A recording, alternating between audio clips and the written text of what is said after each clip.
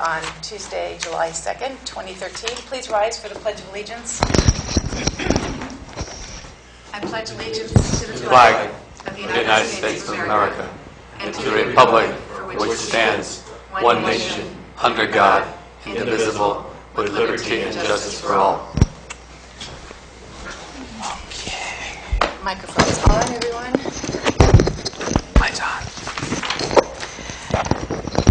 Roll call, please. Vanity Bear. Here. Virginia Larkin. Here. Pat Garrett. Here.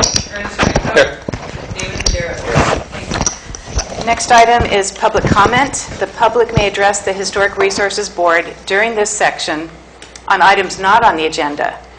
Because the item is not on the agenda, the board can take no action on the matter in this meeting. The board will hear all comments, and then, if they so desire, they will make comments, ask for clarifications from staff, or request the item to be placed on a future agenda for further discussion and/or action. Persons wishing to address the board will be limited to 3 minutes. And we do have speaker cards if anyone wishes to speak. Please fill out a card and give it to our Deputy City Clerk. Are there... On live television. And you are on live television. But I understand we're streaming, is that as well? Oh, yeah, we always are. Okay.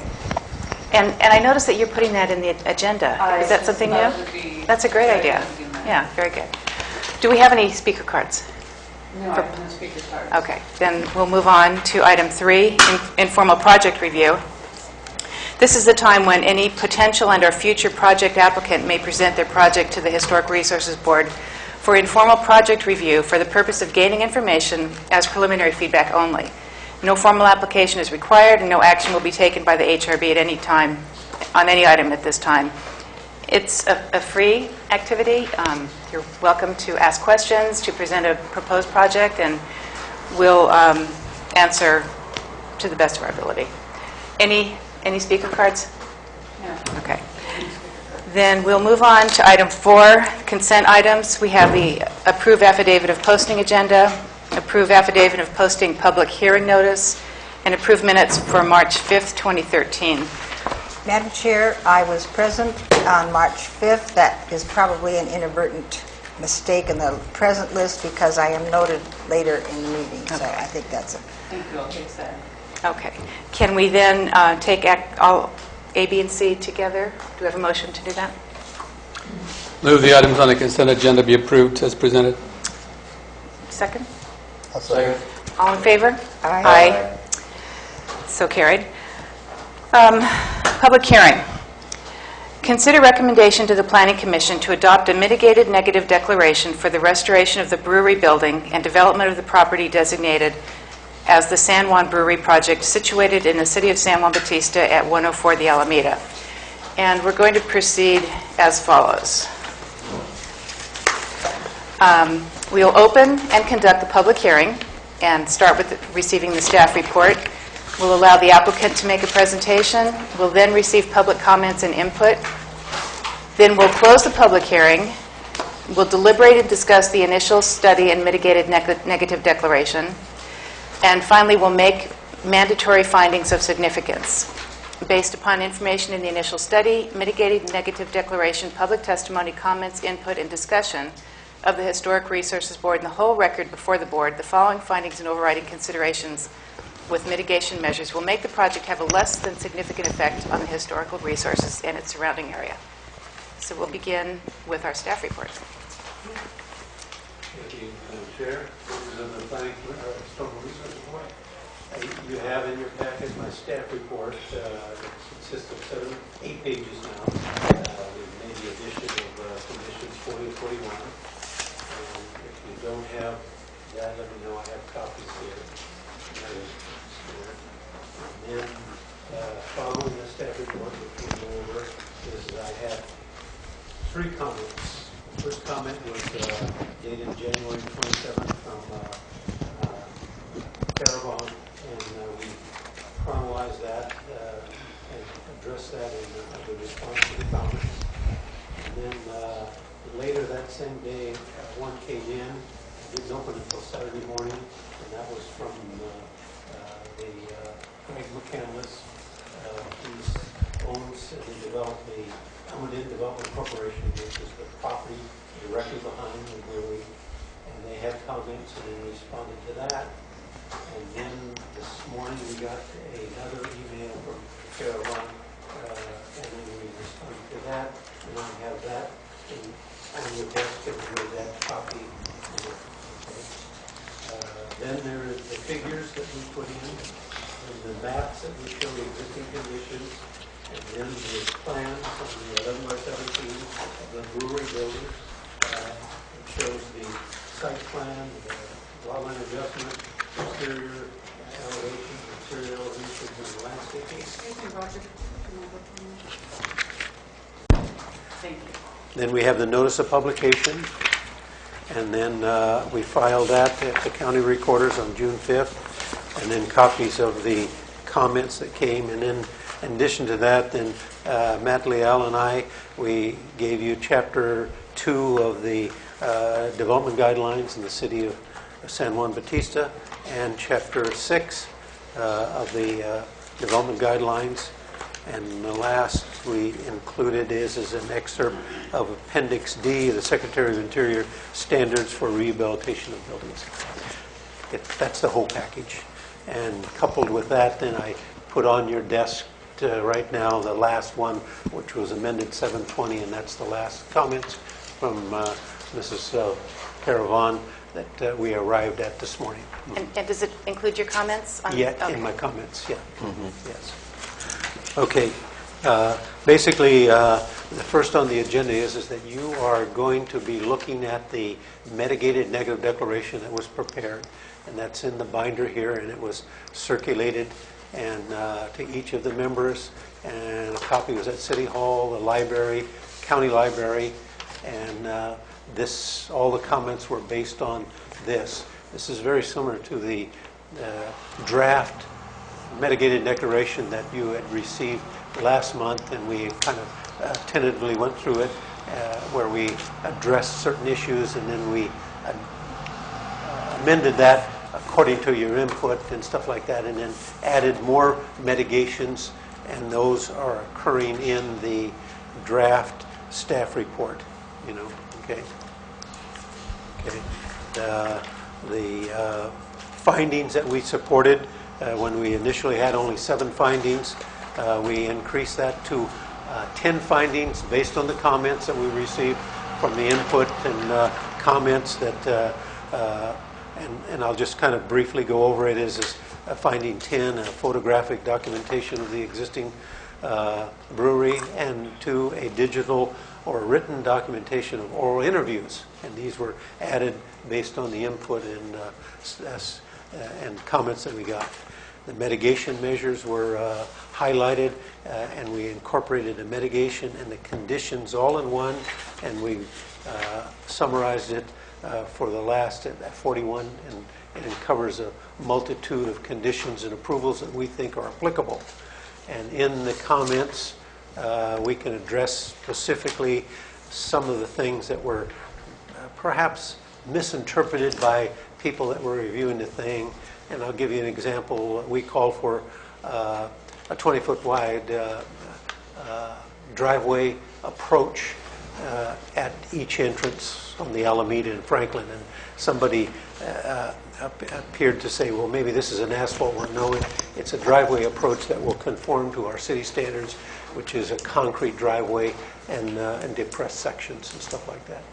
So these are little things that we tried to clarify in our comments. The description, they basically was misleading, and we tried to clarify that by saying is that this really is a rehabilitation of the brewery building, and the rehabilitation definition in the Interior Secretary's comments is that it allows us to use replacement conditions and alter materials as long as we try to keep it in the same architectural mode. And you'll see in the staff report, as I highlighted, I called for is to restore the building back to pre-war conditions, in fact, of World War II. But I also left it in the comments that it's really to the period or era that the Planning Commission and Historical Resources Board choose and make a determination of when we want to restore that building back to. whether it's 1929, 39, 49, or 59. It's really up to the Historical Resources Board. In the photos, Matt and I took documentations, and I tried to show how this existing building sits behind the boxy restroom on the school grounds, and I was a little bit concerned about that because the building as it sits, if we restore it in its location, will be hidden from view coming in, and so we cropped the photos to show you that if we relocated it at a certain degree and angle, that it would expose it more to the Almaden as you're coming in so that you could see it rather than being hidden behind the thing.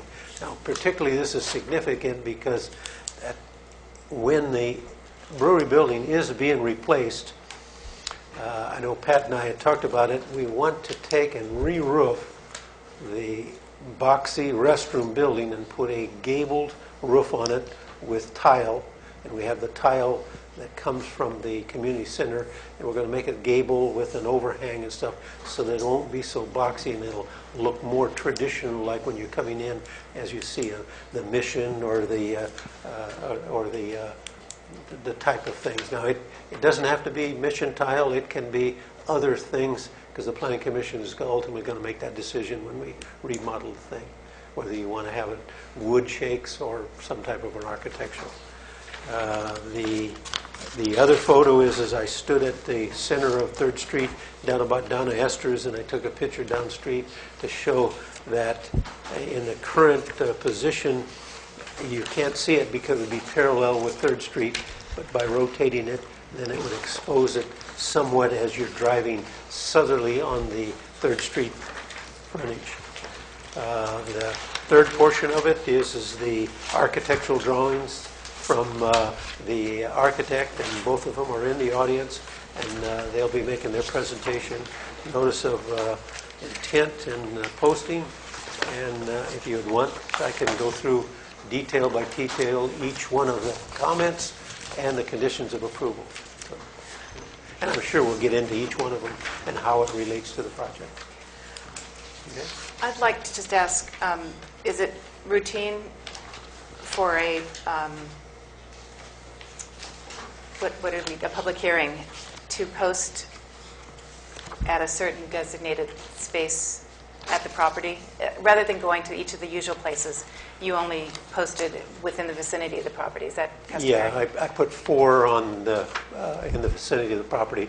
One on the telephone pole right there in front of the restroom, one down the Pierce Lane on the next telephone pole, one on the wooden fence across from, right next to the Walker property and across from Donna Esther's, and then one on the building that faces right next to J&J Burgers. So I think Ms. Vonk's comment was that it wasn't in the usual places. So what does that mean, usual? Well, the city hall, the library, the post office. But that isn't necessary, is it, For for a an public- EIR? Yeah.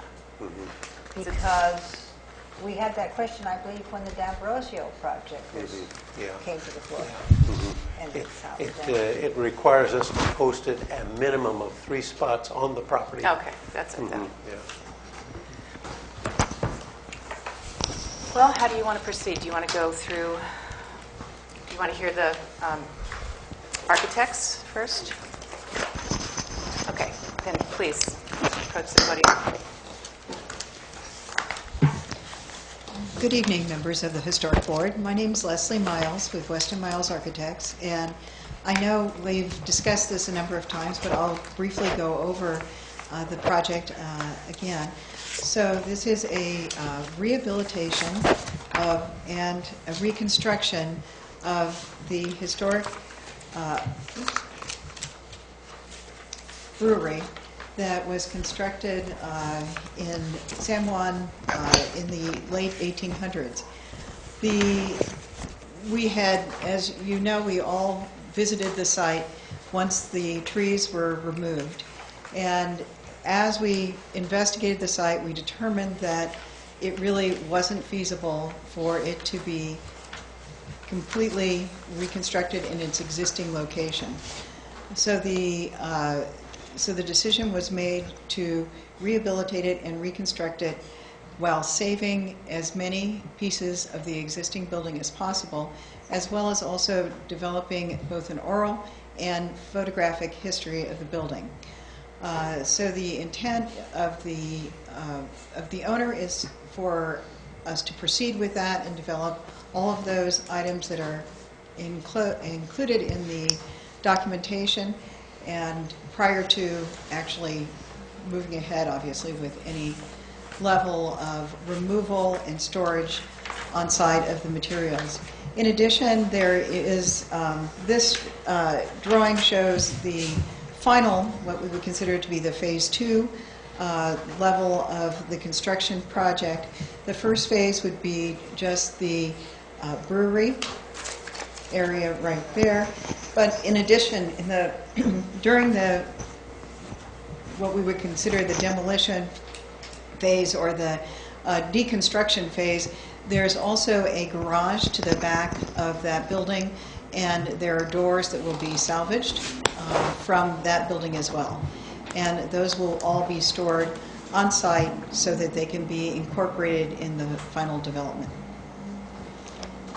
The intention is that those doors can be, at a future date, installed in phase 2, which is a mixed-use building at the back of the property. Those doors will be installed on this frontage here that will be available through Pierce Lane and the parking lots. The parking spots. As noted, also the building location was adjusted. It was adjusted for a number of reasons. One is to be able to provide for a better level of deconstruction and coordination on site, but also particularly to be able to give more presence to the building on the Alameda. And the overall site, the intent also is to develop off-site parking. Right now there's a driveway that is right between JJ's and the existing building. The intent is to develop that as a plaza space so that off the Alameda their parking is not as visible and it is behind the buildings at the back. So that's about the extent of it, and I'll respond to any questions as we go through the discussion. Thank you. Thank you.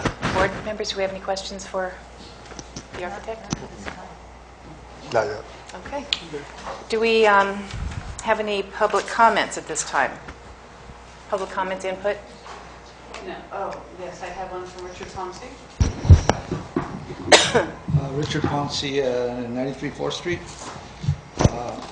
I've been here most of my life, and I'd like to share a little bit of what I know of the history of some of the buildings that were moved here in San Juan that we consider historical buildings, and we cherish, and we work very strong to protect them. First of all, coming into town from near the Creek Bridge, there's a big blue Victorian, beautiful blue restored Victorian. Well, that one used to be on the corner of 2nd and McCullough. That was moved there. And the Medina family used to live there. And now Richard Velasco lives on the spot where it used to be. Beautiful building. The IWF Hall was moved from up on 1st Street. I believe it was a school at one time. The Glad Tidings Church, 3rd and McCullough, was moved from Monterey Street near the cemetery to its present location on 3rd and McCullough. And that at one time was a Presbyterian church. The Mariposa House on the corner of 4th and Mariposa was moved from 3rd and Mariposa, where the Union Bank is now. So that was another beautiful building that was saved. Jimmy Jack Cabin at the library property was moved from out of town, I think out near the Vineyard area someplace. Another one we saved. Vicky's Cottage in the State Park was the Wells Fargo office back in 1885. And it was located on Mariposa Street.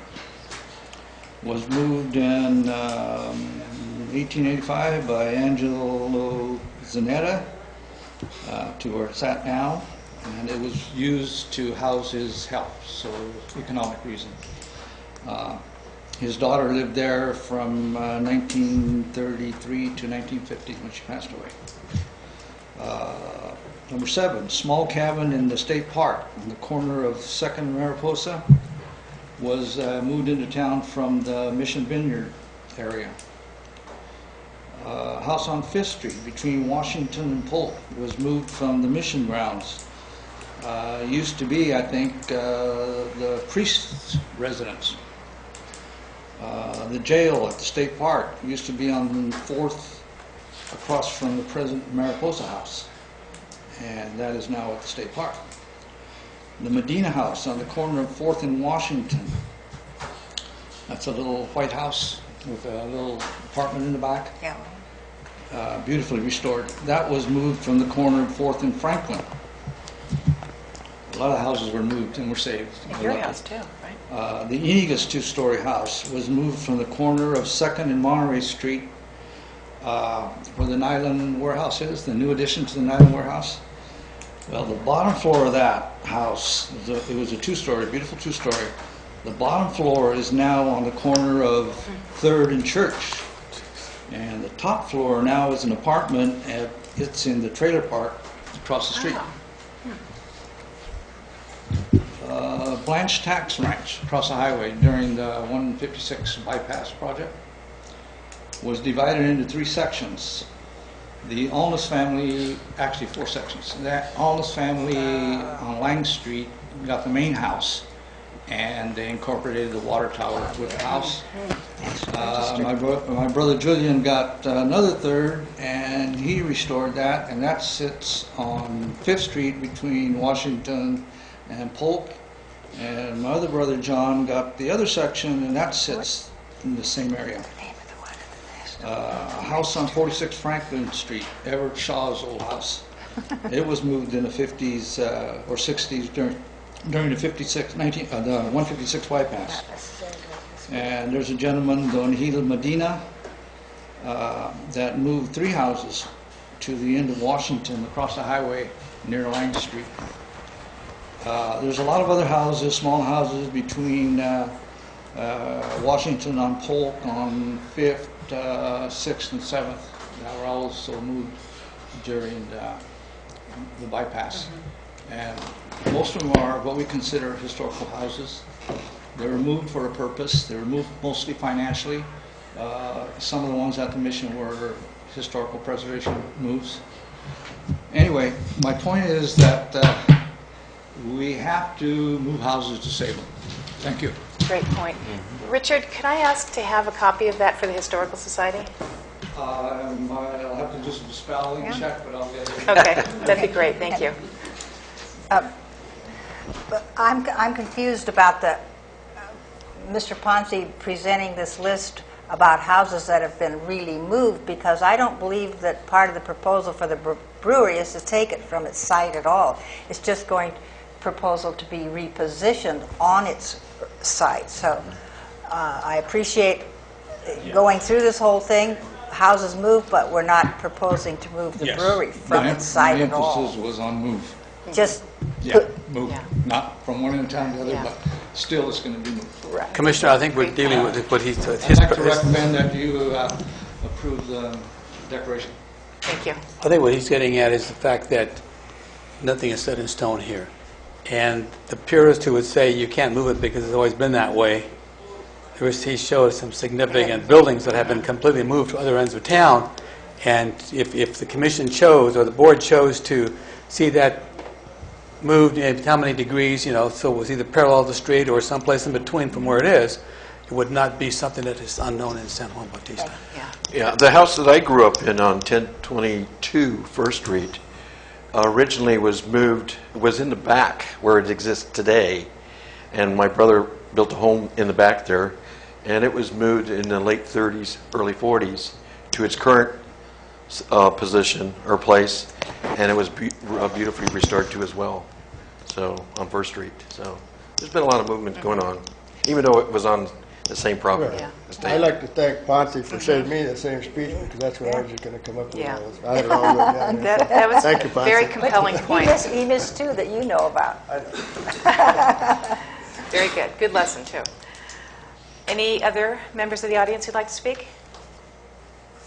Okay, then I'm going to close this portion of the public hearing and bring it back up here.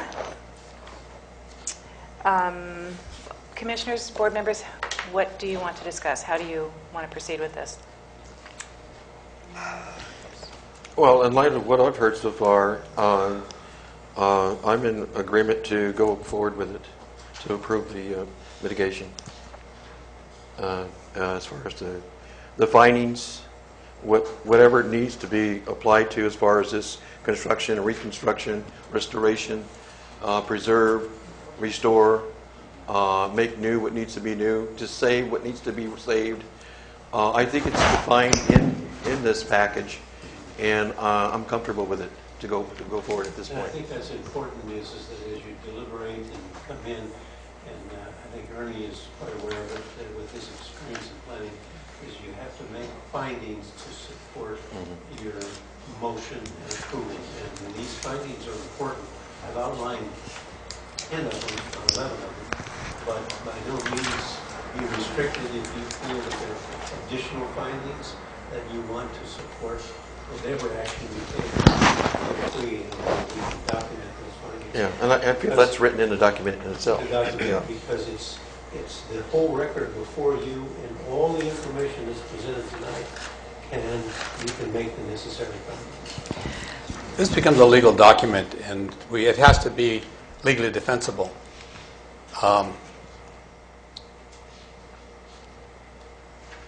But the issue we want to deal with tonight is not whether you want the project or not. If the project is built as presented, will it have a significant impact on the environment? And that's the bottom line. Not how good it is or what mitigations are, but will this have an impact? If it would have, except for doing these conditions and these mitigations, then that's, again, like Roger said, we need to go through each of these findings to make sure that that is where we stand with it. It's just not go ahead with it.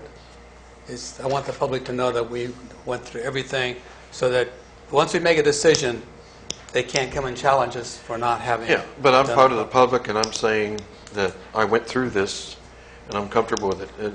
That's where I sit. Right. Are we just looking at Doesn't mean I agree or disagree with anybody else's opinion. That's Are we where just I'm looking at the 11 findings right now, or are we looking also at the conditions? So what you should do is you look at, just say, are these mitigation conditions and mitigation measures that I've outlined, 41 of them? Okay. I think what we're looking at is Address and make you feel comfortable where you can make the findings, as Commissioner Franco said, so that we can comply, that this is a project that you can move forward with, not be challenged as a secret violation, and it would not have an adverse effect on that. Okay. I have a couple of points. Regarding the documentation, were you planning on following the HABs level 2, or how were you going to proceed with the photographic and oral review or interviews? My response to that is that we're going to try to adhere to the HAB thing. I think when Matt and I read the thing, it just says that your documentation should be similar to the HAB requirements. It doesn't mean exactly. So we've got the guidelines and we downloaded them through the Federal Register and everything, and we're going to follow that to as close as we can to that. Okay. But not going to be verbatim the way they've said it, but very similar. Excuse me, could you say what HABs means for the public? HABs is the, I always forget, Historic Architectural Building Survey. It's federal, it is, isn't it? It's Federally yeah. accepted. And actually, on the Library of Congress website, there are 130 images of San Juan Bautista that are really very interesting. If you haven't seen them, you should look at them. I was going to offer the Historical Society's help because we have Absolutely. DVDs, and They we will have be- someone who can They will be part electronically. of that, but my response is that a photographic documentation of the existing building prior to dismantling, during the dismantling, and after the reconstruction and restoration. Photographic documentation will be similar to the National Park Service Historical American Building Survey Standards, at Level 2. Similar does not necessarily mean exact, and that's the key word. The Galvin Preservation Association report of the brewery building was for the demolition where there was no reconstruction, and it declared that it would be a severe impact to the historical district if nothing was been built. This project here differs then because we know that we're going to take in the broad sense demolish it, but we're going to really dismantle it, take portions of it off, and then we're going to reconstruct it to replicate it. And that's the difference to where we can make that finding that it will be less than significant to the historical environment. Will we, as a board, each month be able to review each of these items as they come up? For instance, okay. And I think one of the strong points that I tried to reinforce to the comments is that in condition 1, I added there where the applicant will enter into an agreement with the city of San Juan Bautista as a condition of obtaining the demolition permit to salvage and excavate and dismantle the building. He will be required to repair, preserve, and then reconstruct the structure that will replicate the exterior architecture and appearance of the building to a period existing prior to World War II, or what I said, or as determined by the Historical Resources Board of Planning Commission. You're going to make that decision for us. You know, I just took World War II as some period where I felt it was necessary. And I says, after that agreement, the agreement shall incorporate, and we'll have specific words there, that the review process by the Historical Resources Board and the Planning Commission on significant design aspects of the project all along. You will look at landscaping, you will look at the presentation and how they're going to bring back the thing. Each phase of that thing, you will be brought forth, just like we did on the DM brochure.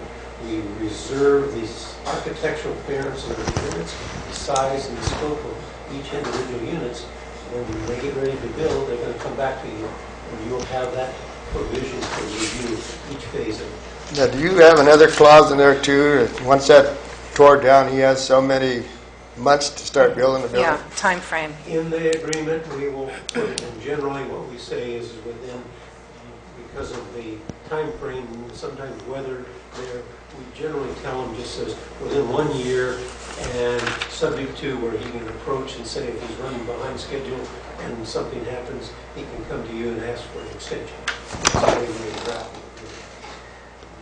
it. We had talked about this previously, and both Ms. Vonk and Mr. McCandless raised the points about requiring a bond in case funding Performance assurance. bond. What is the term? Performance bond. Yeah. And not so much a bond, but a performance bond. Okay. He will enter into this agreement and then post a performance bond. Now, is that listed here? He will do those, and Okay. that will be incorporated into the agreement. Which item is that? On the That bond? will be number 1. Oh, okay. And how about, will we see the building plans before the demo permit is issued? And you defer that to the architect. This is how they want to proceed with that. They have experience in documentation also because they've done it before. And when we get ready to dismantle the building, I think we'll talk with Pat Garrett, from the engineering and contractor standpoint and the architectures. We want to obviously start from the top down, remove the roof, the rafters, the purlins, and bring it down and then take windows out of it. So there's a sequence. I think they're familiar with it, and they'll be interfacing with us to show us how that's going to be done.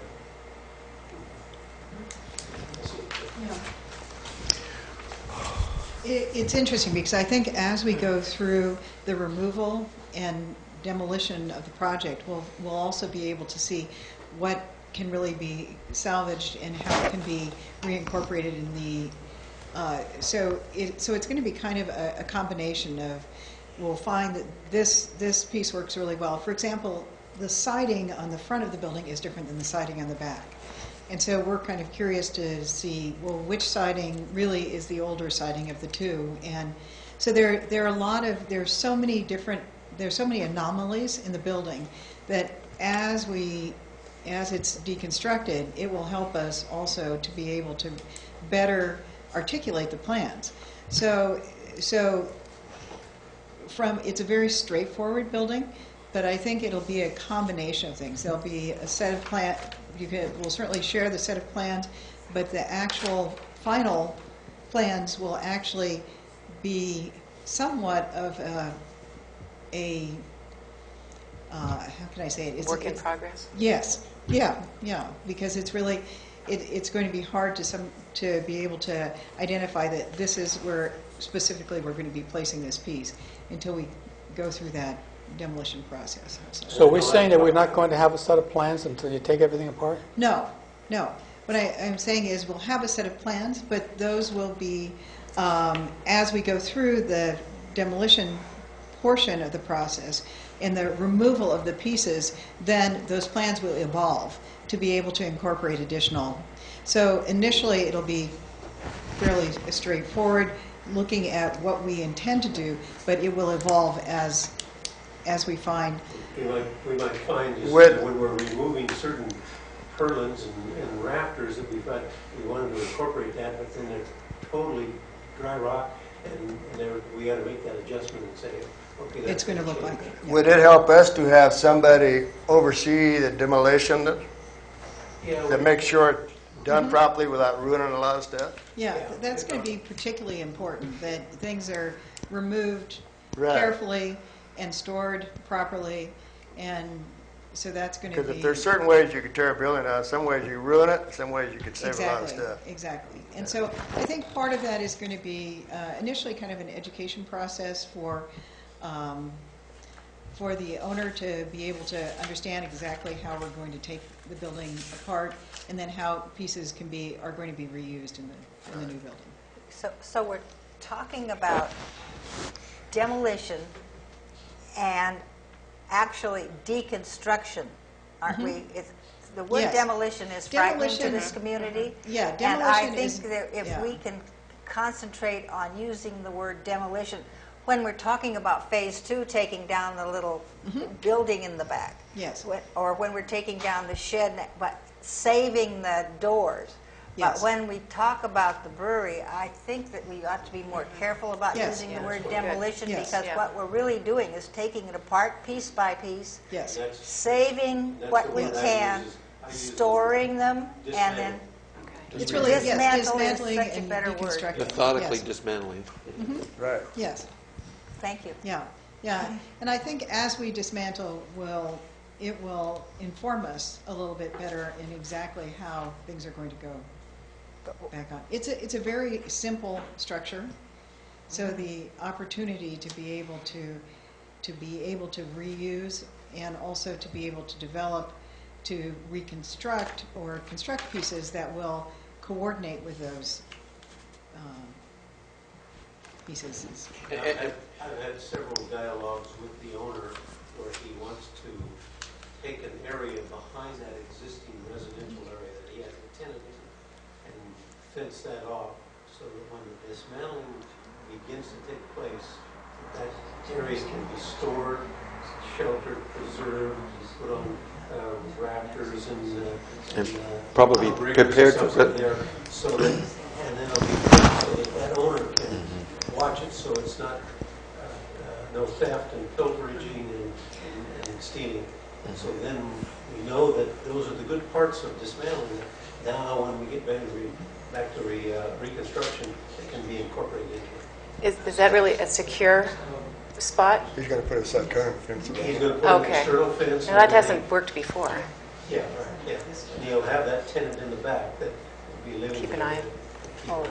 so her place will not be demolished until after That's the last all of the phase. products comes back into the newly repaired brewery. He'll probably save about 85%. So that's the plan. And I think the architect said this is the second phase is really to remove that residential structure and then construct a two-story mixed-use. But the first phase is going to be the brewery and the little barn behind it, right? Yes. Okay.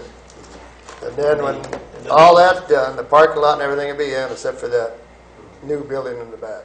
Exactly. And the carriage building really has no historical significance. It's not there, but the doors are unique. But the doors are so badly decomposed that we're going to take photos, and we've already done that. Then that garage is going to be removed. And then when we get ready to do the second phase, they will be replicated in the same design, put on the end. And we've looked at it, I've gone through and looked at it, and it's completely dry rotted, and if we try to take and salvage it, they'll just fall apart. Yeah, they're in bad shape. So there are pictures available, Well, part of our We're documentation. taking pictures of each door so that we can replicate that. So if I can simplify it, so we're dismantling and storing and preserving those items that we can repair and prepare to reuse it, The repurpose, yeah. and to have it dismantled onto the existing new building Now, or to be honest structure, with you, there is going to be a demolition, and that's going to be the basement area. which is items that has to be And the basement destroyed. walls are caving in, and we've got to get in there and Yeah, demolish because that, of- yeah. excavate it, and then bring new soil back in, and I put in the staff report that we'll have to have a geotechnical engineer do the compaction and bring it up to speed so that it can support the building and the location of the. Are you familiar with, I think it's called California Building Supply in San Mateo? I just noticed they dismantled a building and they have all this shiplap redwood siding. Yeah. So you'll be able to use, Yeah, you'll you- repurpose old materials when you can. You can buy that stuff today. Yeah. They mill it for you. Good. Okay. I got a question. Yeah. Staff, we still do mitigation plans? Or you don't say the city will do, you name a specific person in the staff who is going to be responsible for a particular mitigation? Well, we do mitigation monitoring. Right, and right. so- That's yeah, what and so both Matt and I will be monitoring the phase, and then we will have a check off of each of the conditions and making sure that those mitigations are achieved. Okay, what I'd like to see, subject to this planning commission, a mitigation monitoring plan that would be very specific. So if it's an outside agency, the outside agency, the phone number, the key contact person as of the date that we did it. And So we- that, Yeah, and we can, Matt and I can draft a mitigation monitoring plan that addresses those critical things. I think the key to it is there's going to be a time when I have to interface with the architect, and when we go through the dismantling to find out the features that we can there to incorporate that monitoring feature so that when we get ready for the construction, a lot of the other stuff we can put in, the building itself, we really don't know until we start dismantling it and tearing it apart, what can be saved and what can't be. A lot of the lumber that comes out of that can be used inside the building too for wainscoting and all kinds of stuff. no, what I was getting at is that prior to this mitigation monitoring plan, you'd have a bunch of conditions, and 5 years later, nothing's been done, and nobody knows who was supposed to have checked on it. So the state came to us, okay, monitoring plan says if you're going to have somebody checking the water heights or depths, who's going to do it, how often is he going to do it, who's to report to. So very specific so that nothing gets lost in the shuffle. And I think this project is so sensitive that I don't think we can do it, we can't do too much in terms of making sure it happens properly, to make it happen. Mr. McCandless brought up a point that I would want to reiterate. He was talking about the width of the driveway, and he thought it was going to be wider than it actually will be.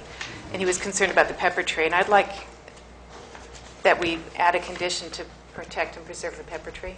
Well, yeah, and that Is was that- my comment, and I addressed the McCandless development on there where he asked for a 20-foot wide driveway, and I went out, the existing driveway is about 11 feet wide, and so we're going to cut down one oak tree on the south side next to the Oh. fence.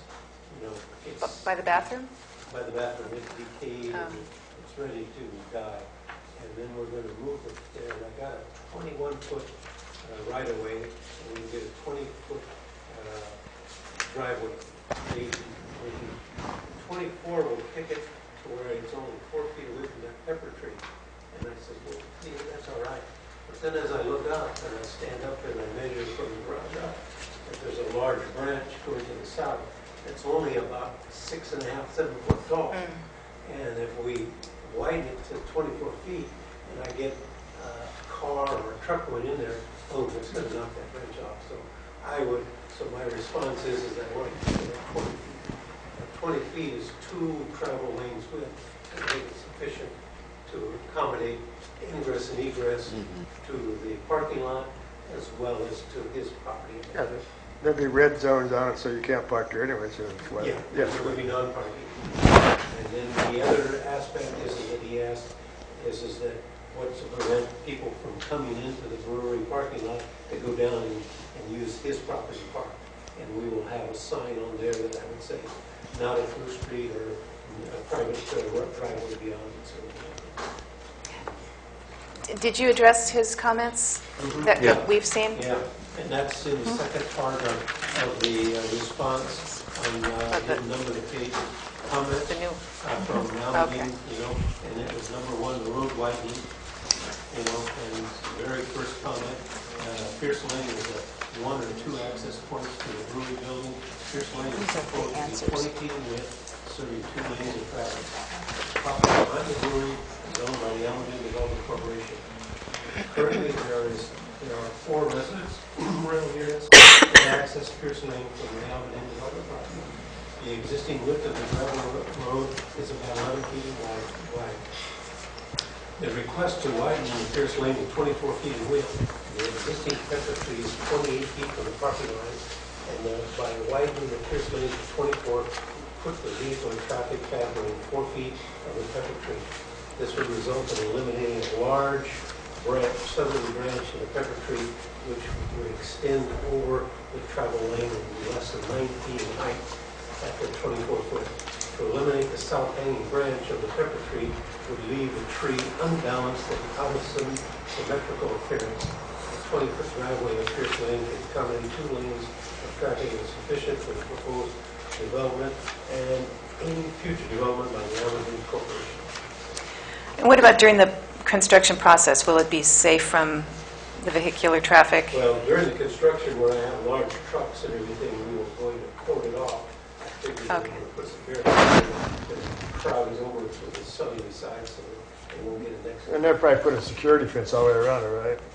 On part of it, for Part people of it, from the yeah. hamburger place don't go on the property line. Any further comments from the board? I'm curious about, back to the mitigation for traffic, the entrance and exit of the driveway on Franklin doesn't seem like a logical solution. I would rather see it only, the people have ingress off of Franklin and exit out of Pierce if that's possible. Because when- people coming and going onto Franklin is absolutely impossible right now without further traffic. So I don't know how that will be solved. And I know the existing width of the driveway is 16 feet now. This is going to be a 25-foot wide driveway right at the property line, so that they give it a little bit better maneuvering possibility to come in and out. But going one way, then everything has to come out of that parking lot On the Pierce, Alameda. yeah, and Pierce. And I think from a circulation standpoint that you'd be better off is to have 2 ways on both of them. And I maybe know it's- then go ahead and Yeah. change Franklin Street to not maybe one way. Something, Yeah, and we've talked about that, you know. for those of us who actually live in the neighborhood, we need to remember that where Doña Esther is using the parking lot now, that would be part of the street because it is part of this whole parcel, right?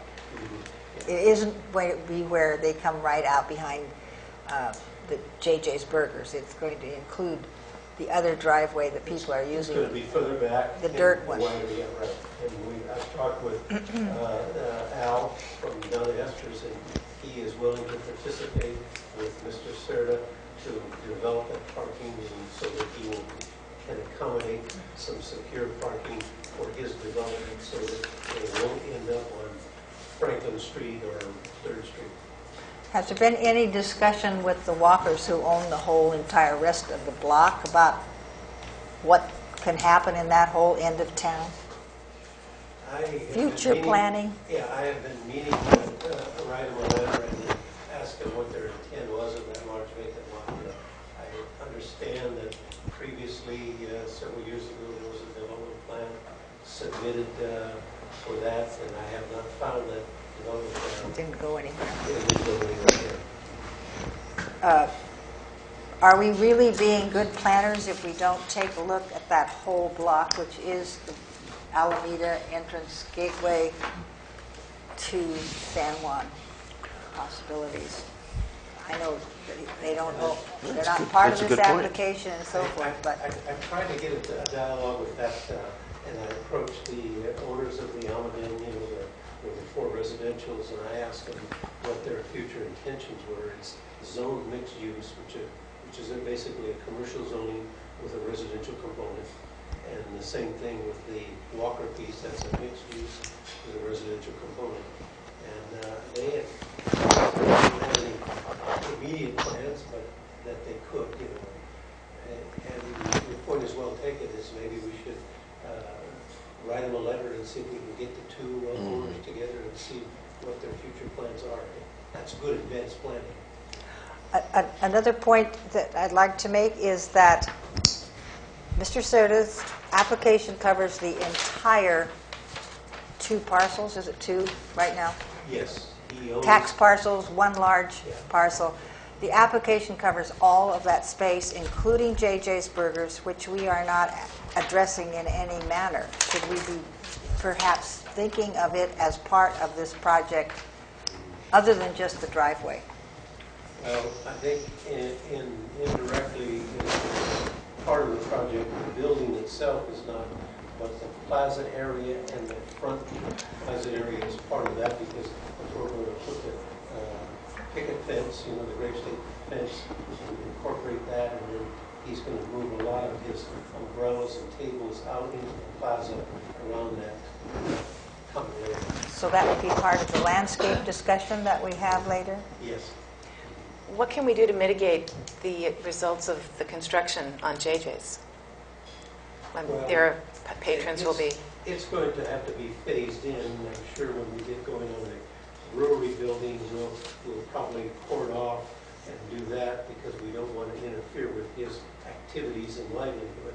And then there'll be a point where we'll have to have JJ Burgers maybe shut down for a few days so we can come over and finish that common plaza and do the improvements in the front. It's more of a construction sequence and phasing of it. We really don't know how that's going to work until we get more specifically at how the brewery is going to come along and how that's going to be developed. And that goes back to what Commissioner Franco says is we'll have a mitigation monitoring of watching each phase of the thing and reporting to make sure it's done and bringing the commission up to basis on that. But we don't know how that's going to interact until we get into really the specifics and the smelling of the building. But we know that it's one of the features that we have to address. Will large trucks continue to deliver from the street in that entire area and not use the site? Yeah, and my answer to that is the council is well aware of that. They've instructed us to look at mechanisms where we'll encourage the beer trucks from not parking on 3rd Street, is to go on the side streets to deliver their stuff. It's becoming a problem. Because I they think it's can't, already a law on the books, isn't it? but they They're can't not supposed park. to be on 3rd Street. But parking on Franklin completely blocks it up Yeah. in case of a fire, especially. I guess most people know I live there. There was a small building in some of our photographs of an ice house. a characteristic feature of that site at one time, and I'm wondering if that little idea of an ice house might be used to house some of the garbage areas and the trash areas. That's a good idea. I'm wondering about the use of the idea that we're getting our architectural features back to about World War II or prior to that, and I would feel more comfortable if we set a more specific time frame so that some of those windows that are there might not be appropriate and some are, and we have a little more consistency on the building than we have right now. Would that, how would you address that? Yeah, actually, that would be very helpful for us if we could get that direction from you, because then it will allow us to be able to, for example, with the knee braces. Are we going to go back to those? Are we going to go pre? And there are a variety of different window types. So that would be very helpful for us if you could give us the period at which because the building really identifies all of them Because in different areas. It's gone through so many different phases, remodels, people, Yes. uses. From a completely that- commercial building to multiple tenants, residential tenants, and so it's really gone through a lot of iterations, and so that would be helpful for us to. And how can you help us do that? Well, I think, and perhaps we submitted the drawings as we thought. So the set of drawings that we have show where we thought we would draw the line, more or less. So what? Yeah. Can you give us a time frame? Yeah, it's sort of pre-World War II, but it's per the photo, so it's per the original photo. And I know that, but do you need a more specific than pre-World War II date in order to accomplish what you need to do to have some uniformity? And not throw away windows that someone said, oh my God, Oh dear, you've thrown away that, for Yeah, example. I like, Yeah. so this, And the craftsman look wasn't can part we of that identify period. The craftsman with look was not part of that period. time frame? Yeah. That time frame would have been turn of the century. So And it's really So pre-war it's, II. yes, it's definitely pre-war, World War II. Yeah. So more turn of the century. Post-Spanish America. 1900. Yeah. You should stay with this. World War I. Maybe Richard can, he was there in the early He was there around the World turn of the War I? No. century? World War II, I understand. America. World War II? Dad did most of those windows. Civil War. Yeah. Around anymore, so. Yeah. Okay, I guess what I'm We saying do, is we do want need to to get the make, right one. This is the one you should stay with right here. that's where we've gone. And the one thing we are adding is we are adding a ramp to make it accessible also. So things are changing a little bit just based on some current code things that we need to do. So World War II might be World War I? Post-Spanish American. Post-Spanish American. Post-Spanish American, after the Civil War. After the Spanish. Between the Civil War and World War I. Probably the best is to give a time frame, say, from 1920 to 30 or 18 to 28. You're saying before that? I think I really our focus was really to use that photo as the period. This would be the So- best one to go with. Well, then the ice house wouldn't maybe fit in. In our last Historical Society newsletter, we had some photos of the brewery when there was a gas station there and the Yes. ice house that Georgiana was referring to. Yeah. That might be helpful. Yeah. Yes, actually, I don't think I've seen Yeah, that I'll one, get so it that to you. would be very helpful. So as we go through and we document, I think your point is really well taken, because we certainly don't See, want to be 'cause in a that covers a lot of situation years. where we remove a window and because there are some very unique windows. There's the window that is, do we have a photo of the current building, that does not seem to be really consistent with the original design.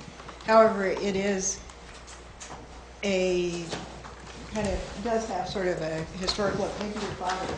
Well, And- right. Right.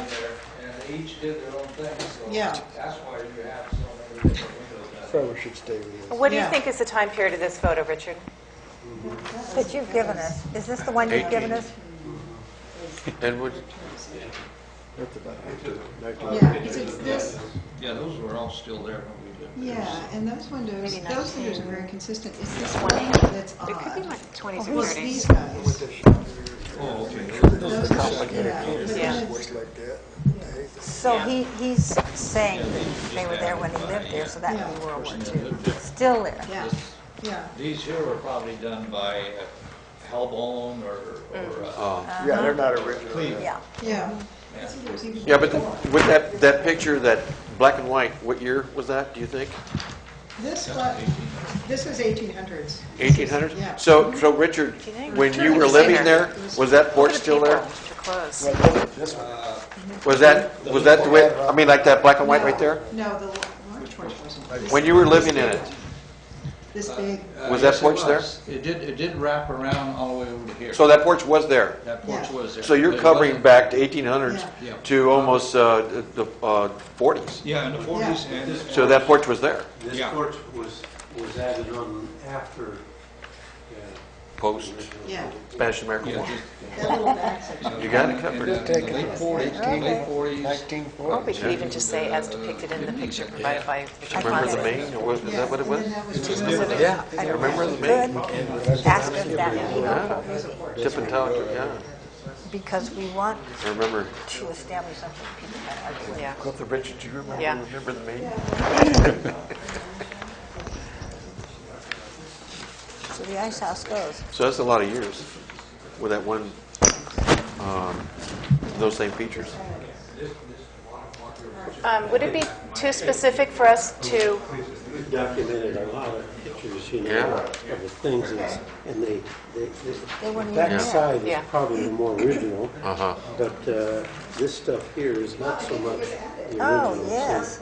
So, wow, that looks like it's upstairs. Yeah, but you see, some of that was the original. Uh-huh. And of course, then the doors on the Yeah. garage. yeah. Yeah. So it's interesting if you when you're dismantling and you capture a window Yes. that was there during a certain period, I mean, it might be well preserved. Is that?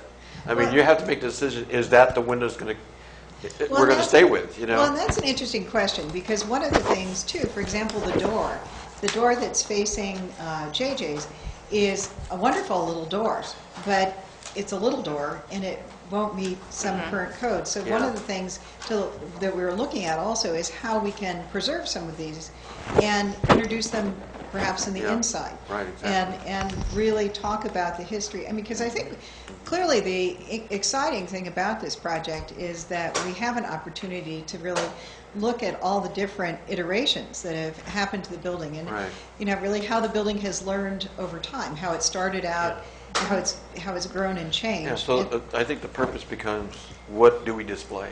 Yes, yes. And that might be interesting for all the years that we're talking about. Yeah, Yeah. yeah. This portion of the building was added, right? This is, The back part, yeah. side facing Door. JJ's, yeah. So you won't Yes. you won't be dismantling or using this part. No, no. So But it will the does building have- be smaller? It was added, but it's a little different. And for example, this, where everybody thinks this It- part yeah. is added, was actually part of the Original. original. So as we go through the dismantling process, it will also help inform us on how things were changed, because we can kind of I tell think them. what would be important then is that we should have a condition there is that on approval and dismantle, that the architects will come back with plan for the commission to show how they feel that it should be restored. And we can, then away can go from issuing of the building. That was kind of one of the remarks I might add as number 42, that when they come back with, when they come back to us, we'd like to have some specific little points that we can Yes. look at. Yes. With your comments that this was this and this and that. Yeah.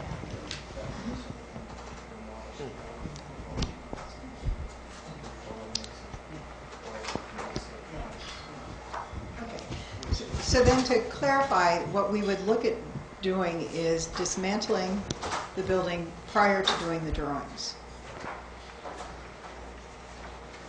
so that we can bring back the pieces and identify them and then share them as part of the finished design whole.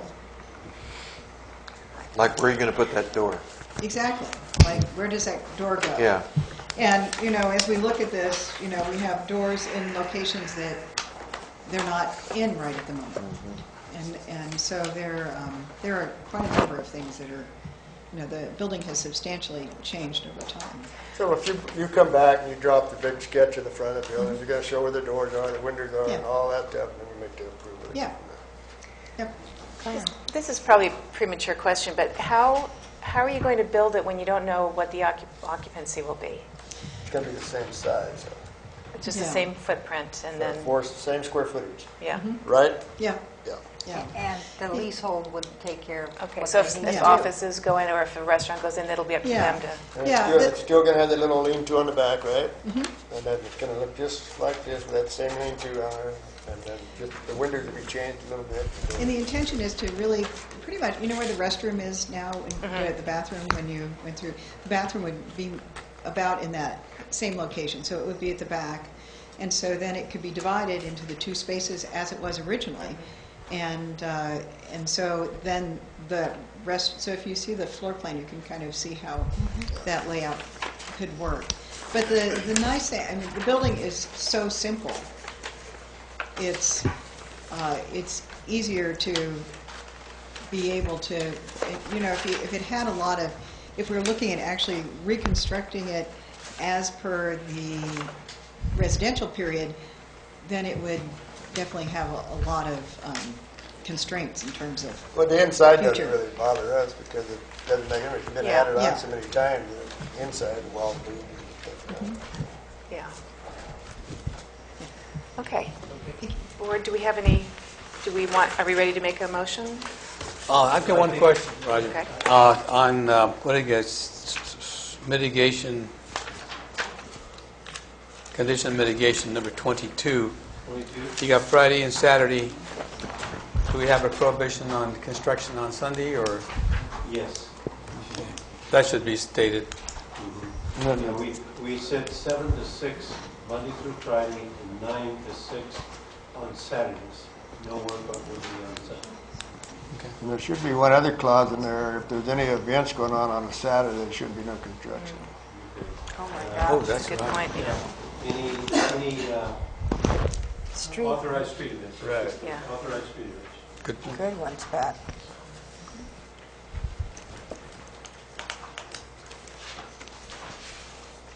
No work.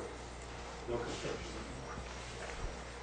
Good point, yeah. Unless the bulldozer is in the parade. We'll add that to condition 22. Okay. And what are Knox boxes?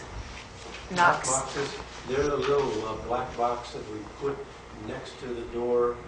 They're available to the fire department. Oh. And then there's a lock for the door to get in case there's an emergency or Like a something. wheelchair. Call them Knox. Yeah. Okay. They're about this big, and what it is, the fire department has a key to them. You put your keys in there after the fire department won't say, I'll get the key out without knocking the door down. Okay, Saves the door. yeah. Okay. Do we have a motion to I make think a recommendation? Before we get into the motion, we have to make a finding, and the findings are outlined here, and let me go over them. The project is consistent with the zoning district where the property will, it's in a mixed use, and will remain in a mixed use. That the project with the required mitigation measures and approval conditions will make the project consistent with the goals, objectives, and design guidelines of the historical district and general plan. 3, that the project is desirable and beneficial to the city of San Juan Bautista for the purposes of restoring, preserving, reconditioning, and replicating the brewery building as a significant contributor to the San Juan Bautista historical district.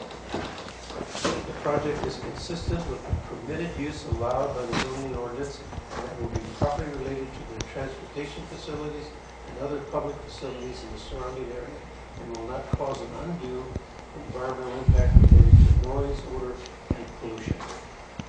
The project is necessary necessary and desirable in the relationship to the purpose of intent of the San Juan Bautista General Plan and the economic health and well-being of the city. That the use will not adversely affect the health, safety, and welfare of people living and working in the vicinity or be materially detrimental to the public welfare of the city and its residents. That the project will be unique and special to the character and early history of San Juan Bautista and the rehabilitation of the brewery building by demolition, reconstruction, relocation, and replicating with salvaging, reuse, and alternate materials of the same type and will not have a substantial adverse effect on the historical resources of designated historical district. That the project will be compatible with the appearance of existing improvements in the site and will be compatible with the massing, size, scale, and architectural features and the historical integrity of the site structure and the surrounding properties. That the brewery building will be evaluated and analyzed to determine the appropriate level of rehabilitation needed, where the severity of the deterioration requires repair, replacement, and distinct features, new materials will match the old in composition, design, color, and texture. I would like to add when feasible, When feasible, At the because end? that word is frequently used in the Secretary of Interior standards, even though some people do not will add that. think that. When feasible, okay. Finding 10, a photographic documentation of the existing brewery building will be made and provided to the Carl Lutz Library and the Museum of the City of San Juan Bautista. Finding 11, that there is digital or written documentation of oral interviews with previous occupants, if available, be provided to the Carl M. Lutz Library and Museum of the City of San Juan Bautista. I'd like to suggest that on item finding 7, that where it says building by demolition, reconstruction, can we change demolition to deconstruction or dismantling? Dismantling. Okay. That's a good point. Yeah, Dismantling and saving. dismantling. And the word rehabilitation is the word we're going to be using from the Secretary of Interior So for instead the of- treatment of this. For the treatment, so instead of and relocating and replicating, just use the word rehabilitation in place of replicating. Yeah. And Because, part, you're right, in the Secretary of Interior's thing, they emphasize that rehabilitation allows you to use alternate materials of the same size. for the purpose of using the building again. Yes.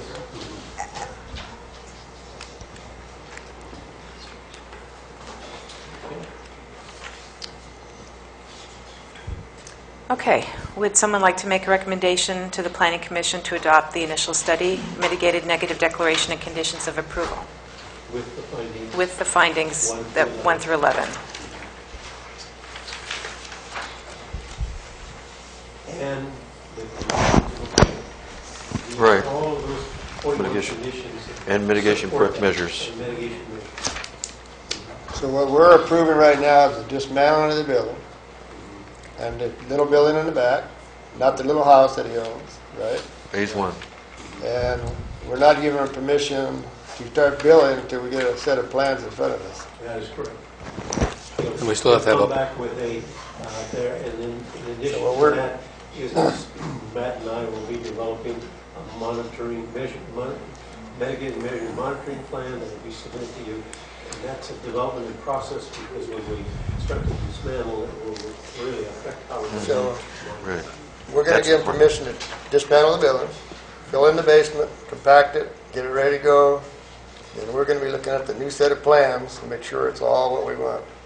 Well, they won't have the plans. Reposition. Yep, They're going to be developing the plans as right, Based on dismantling and findings. right.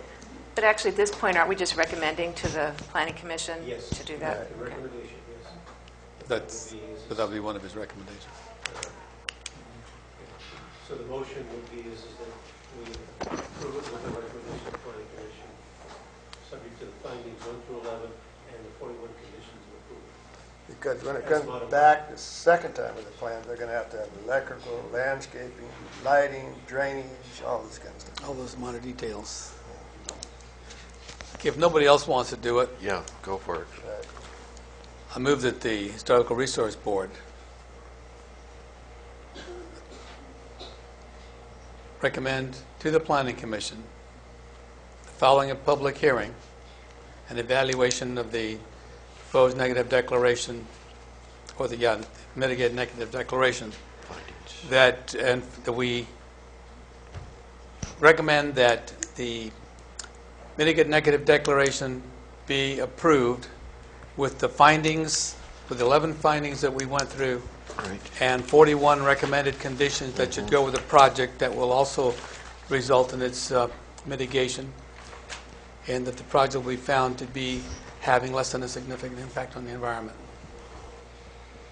Do we have a second? I'll second that. Okay. All in favor? Aye. All opposed? No? Okay, the motion carries. We will make that recommendation to the Planning Commission. Okay. And Was that unanimous? that was unanimous. Future agenda items. I'm sure we'll be revisiting the brewery in the future. Do any of us have any future agenda items to discuss?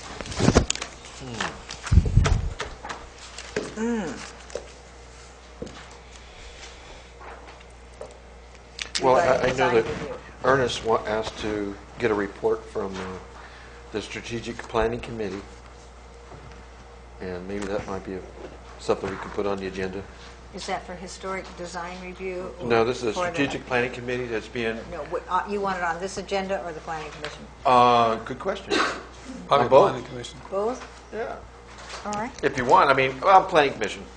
Okay. Yeah, let's put on Planning Commission. Okay. Comments from the Historic Resources Board? No comments? I'd like to thank the staff and for And, all of this extra information Yes. supplied here in a Carabanc. public document, and Carabanc's care to And, go through the whole thing McCandless. with us. McCandless for responding to this. I appreciate the public's involvement, Richard. But having this whole packet here available to anybody in the public, just because we are the ones who have it here on the counter, does not mean that this information is not available to the public in the locations. And the architects. I just have a reminder of a webinar. It's on the web, and it's a seminar. And it's free, applying for the federal historic tax credits, offered by the National Park Service, July 11th, 2 to 3 p.m. That's all. Anybody else? Ernest? There's a I'm good. future agenda items is, Matt and I will bring back we have it on your planning commission agenda to get your direction, because it involves developing an ordinance for an overlay district, and we'll bring that back to you to show how that's going to interrelate in the historical district. Okay. As far as IT information goes, is there any efforts being done by architectural people or the staff to make available to the public the stages we're in as far as the brewery goes for public Yes. reviewing, or viewing, I should say? The city are dealing with that. They have a committee, as part of that, where they will be developing their own infrastructure to handle that. As you recall, in 2015, AT&T will begin to charge us the use of the Oh, okay, right. thing, and the cost is going to be quite substantial. Ooh. So there's a consortium of county of San Benito, City of Hollister, and San Juan. We're looking at developing an infrastructure to offset that, and we'll be broadcasting on our own Network? I would say fiber optic network. Yeah. So Cool. I'll get some more information, and I'll have a presentation. We'll bring that to you. Oh, wow. Any further comments, city manager or city planner? Okay. Well, then I adjourn this meeting of the Historic Resources Board at what time? 7:19. 19, okay.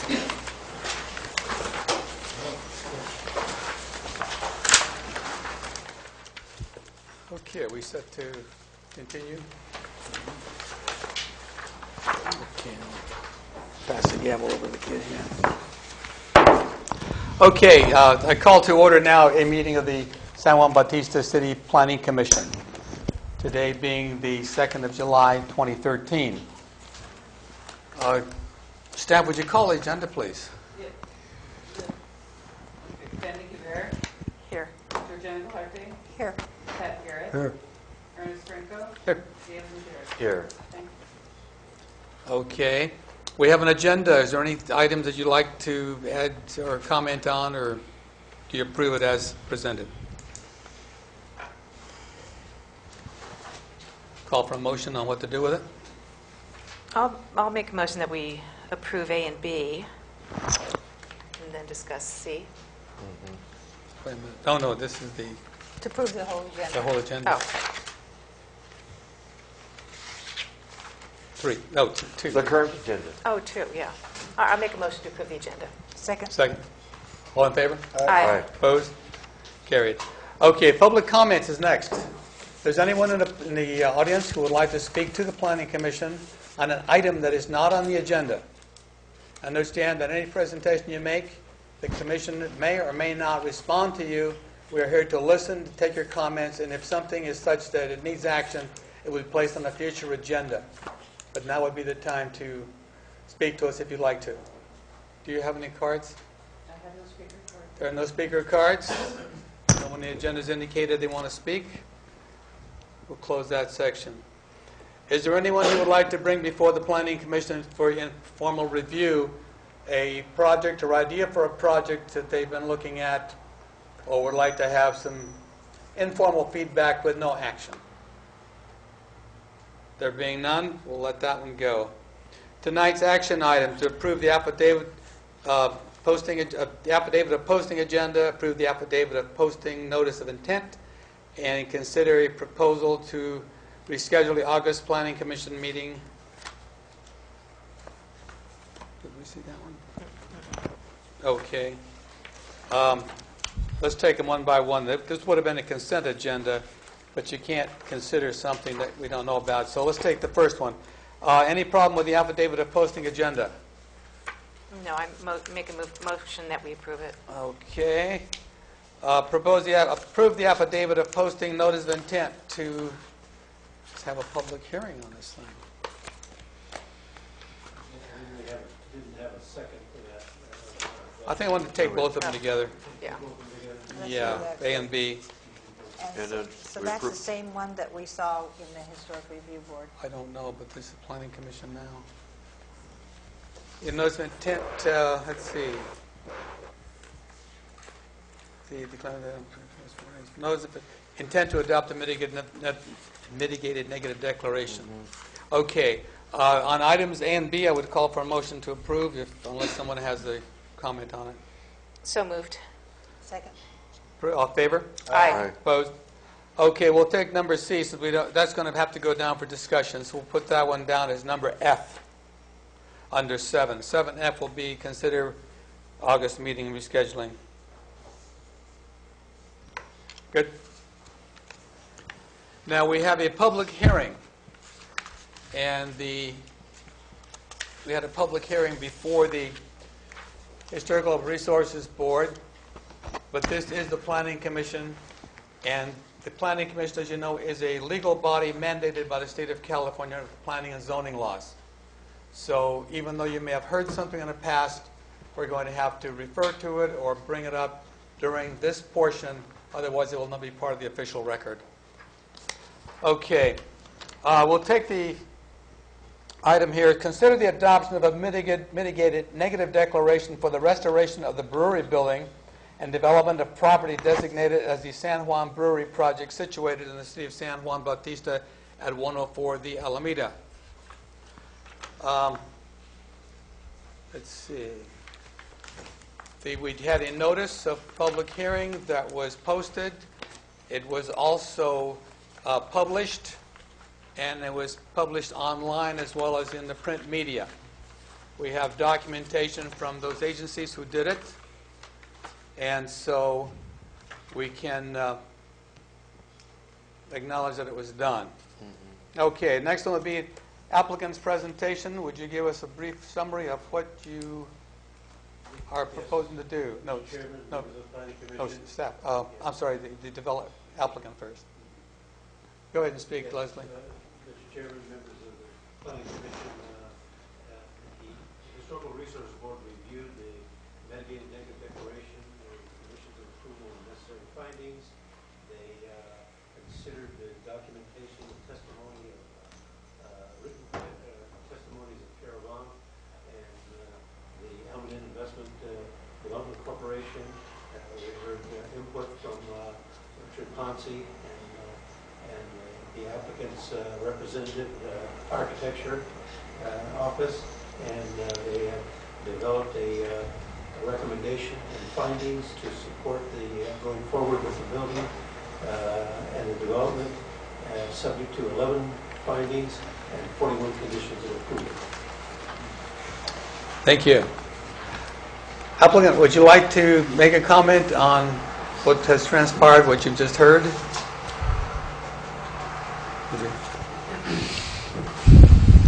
No, thank you. Mr. Grimsley captured, I believe, the comments from the last meeting, which was the Historic Resources Board, and captured the intent of the project. Thank you. Okay. We'll take that. Now, public comments. Does anyone who would like to speak to the Planning Commission on this item, for or against? Is that a fire truck? Yeah. No, it's a fireman. Diesel truck.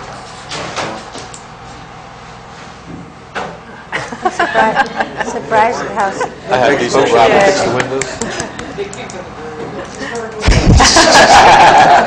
They are. Now Clearly. we can hear ourselves. Oh. The last meeting it was chickens, now Oh, yeah. it's It's always something. At least they don't have the Canada geese. Yeah. Okay, now public comments again, pro or con. If anybody would like to speak before the Planning Commission? Staff, do you have any cards? Staff, do you have any cards? No speaker cards. Okay, no one from the public wishes to speak for or against the project? Okay, next to be a response by staff to the public comments, and there being none, that won't be an issue. Planning Commissioners, you want to discuss any part of this recommendation from the Historical Resources Board? It's everything that is in that package from that board meets our needs. Okay, the staff was pretty clear. We went over. It was gone over the negative declaration with mitigation, with 11 findings, mitigations, and conditions of approval, which now will have to become part of the project. Will keep this project from having a significant impact on the environment.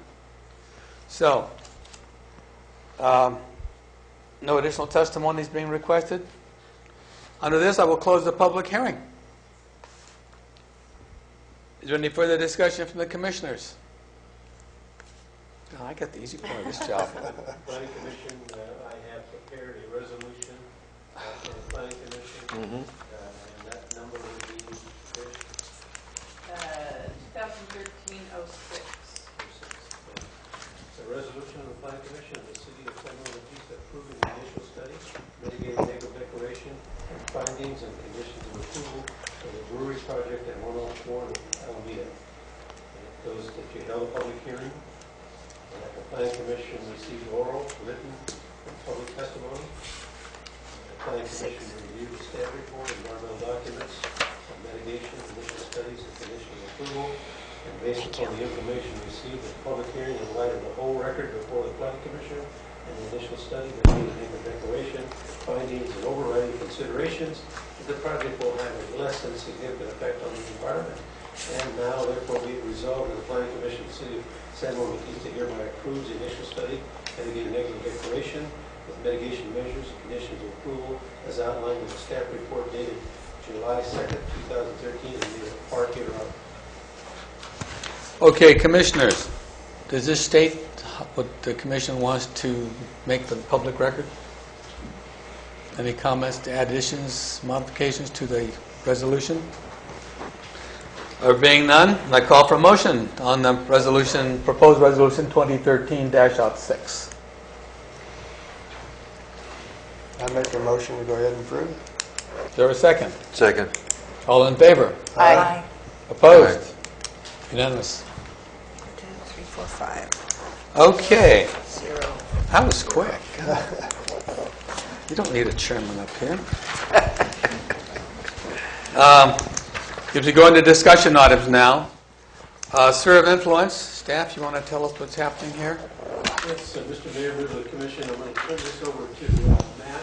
He has developed a map that highlights basically the input that you provided us at the last meeting of where we'd like to go, and we've included in this map up the canyon and up the St. Francis retreat, and I'll turn it over to Matt. Good evening, commissioners. As Roger said, if you go to the next page where the map is, you can find in red are the city boundaries, just for your reference point. Yellow would be the existing sphere of influence, and then as discussed, we were able to put on the map those reaches on the southern part, reaching out to St. Francis Retreat, as well as San Juan Canyon, as well as looking to the northern reach, kind of heading up to 101 and near Anzar High School. And so what we're looking for tonight is discussion. Are those areas going to be pulled in, brought out?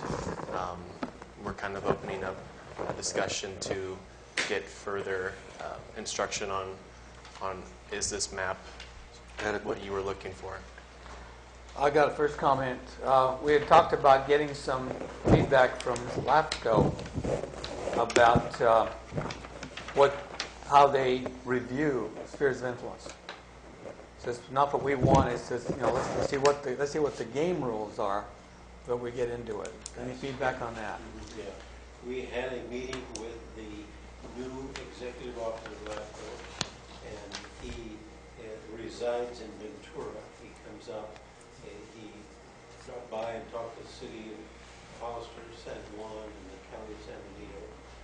He will be back up here shortly, and we will schedule him to come and make a presentation to our planning commission. It was a very informative discussion that Matt and I had with him, and he gave us his philosophy and criteria.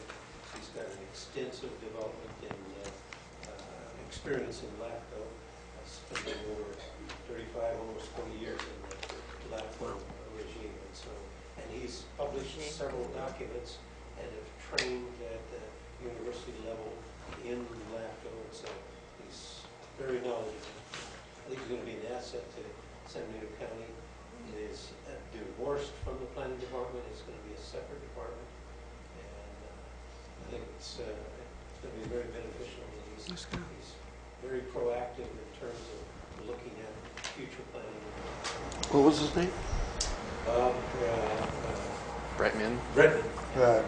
Robert Redmond. I got a question. Sphere of influence, is that taking that property up that Nyland just sold at 90 acres, where they just put all new fences and tank on the hill? And We included in the on your map there that green area, Salinas Grade Road, and we came up to where that little 4-lot subdivision that sits up there. I can't recall. Oh, okay. Yeah, and then we jump back, and it kind of heads up towards the Nyland Reservoir there, and then it jumps to the existing boundary. Okay, but That would encompass, I think, Mr. Jerome Peters is in the audience, and I think that encompasses all that 35 acres as well as that little 4-lot subdivision. And then there's a piece of property that the Natural Campesino owns Right. that wraps us around there, and it would encompass that also. But did he give you any handouts that we could give to the commissioners to look over? LAFCO? Yeah. No, he's going to develop that and then bring it to us. Okay. Yes. How far up the canyon, the San Juan Canyon, is this going? Well, I think we just put the envelope up there, and we really wanted your input on that. Georgiana, you live up there, and your input would be essential. Is how far do we want to go? we can go all the way to Fremont Peak. I think that would be it. That's what I mean about being reasonable. I mean, How far up do the residences It's a big go? part of town. The residents go up to the top of the Phil Pierce's, which would be the 7,000, I think, 7 miles. Yeah. Yeah. Beyond that's pretty much nothing. Yeah, there's one house on top. quarry. Hectagon, That's about 7,000. I think there's 3 houses beyond. The mailboxes mean this is how many miles we are from the post office. Generally, yes. Oh, yeah. oh, Yeah. that's interesting. So I think 7,000 is the top up there. That's the last house. Yeah. Davidson, It would go right beyond Harmony Hills. it's beyond Harmony Hills. That's way up on top. so how do you want to handle this tonight? What do you want to do with it?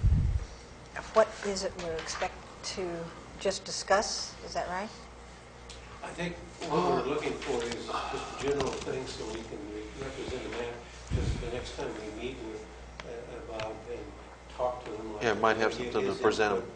And then when he comes back, he'll have a little bit more knowledge of what you're thinking of to make a presentation. This is your layout, what you're going to present to the county. To right? Bob, yes. Yeah. And this is what you're thinking, we're thinking. I'm trying to read your guys' mind. Well, but this Good is, luck. it includes natural selections or earthbound. Uh-huh. And it goes out to the Campanella. Oh, yeah, to The highway. yeah. Some of the concerns we had regarding toward the north were the development of more than just ag out there, the buildings that they're putting in that we're not aware of what was actually happening in those buildings because we're concerned about fire and so forth. And that was another comment about understanding what's going on in the other direction, San Juan Canyon, because we're involved now in a fire cooperation effort with them, and it would be to the whole city's advantage, in my opinion, to understand what's going on. And Where the fire- another thing is that National Selection just bought 35 acres across the street from their plant off of the Tello Brothers. Up the Tello. So they're going to expand that It's way somewhere Toward here. Ansar, toward the high school. now, too. No, across the Oh, other the way. other way. Yeah. Oh, the Where Prescott. the plant is here. I They'll go see. across the Oh, other side. toward that. They're going to move that whole road. And what was the thinking of, as far as San Juan Canyon goes, what was the thinking of stopping wherever you're stopped on this map? I It was mean, just, we didn't know how far to go up, and so we came right up to what we call the spring lot, where the city owns about 1.2 acres up there. Oh, yeah. Owned water. yeah. So it's less than a mile, this little, Yeah. because May Rose is 1,000.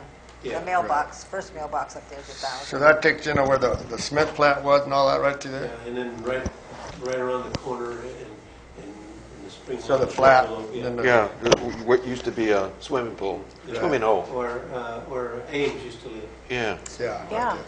David, I want to talk to you about that. The swimming hall. Swimming The hall. swimming Oh, it was beautiful, swimming hole's beautiful up there.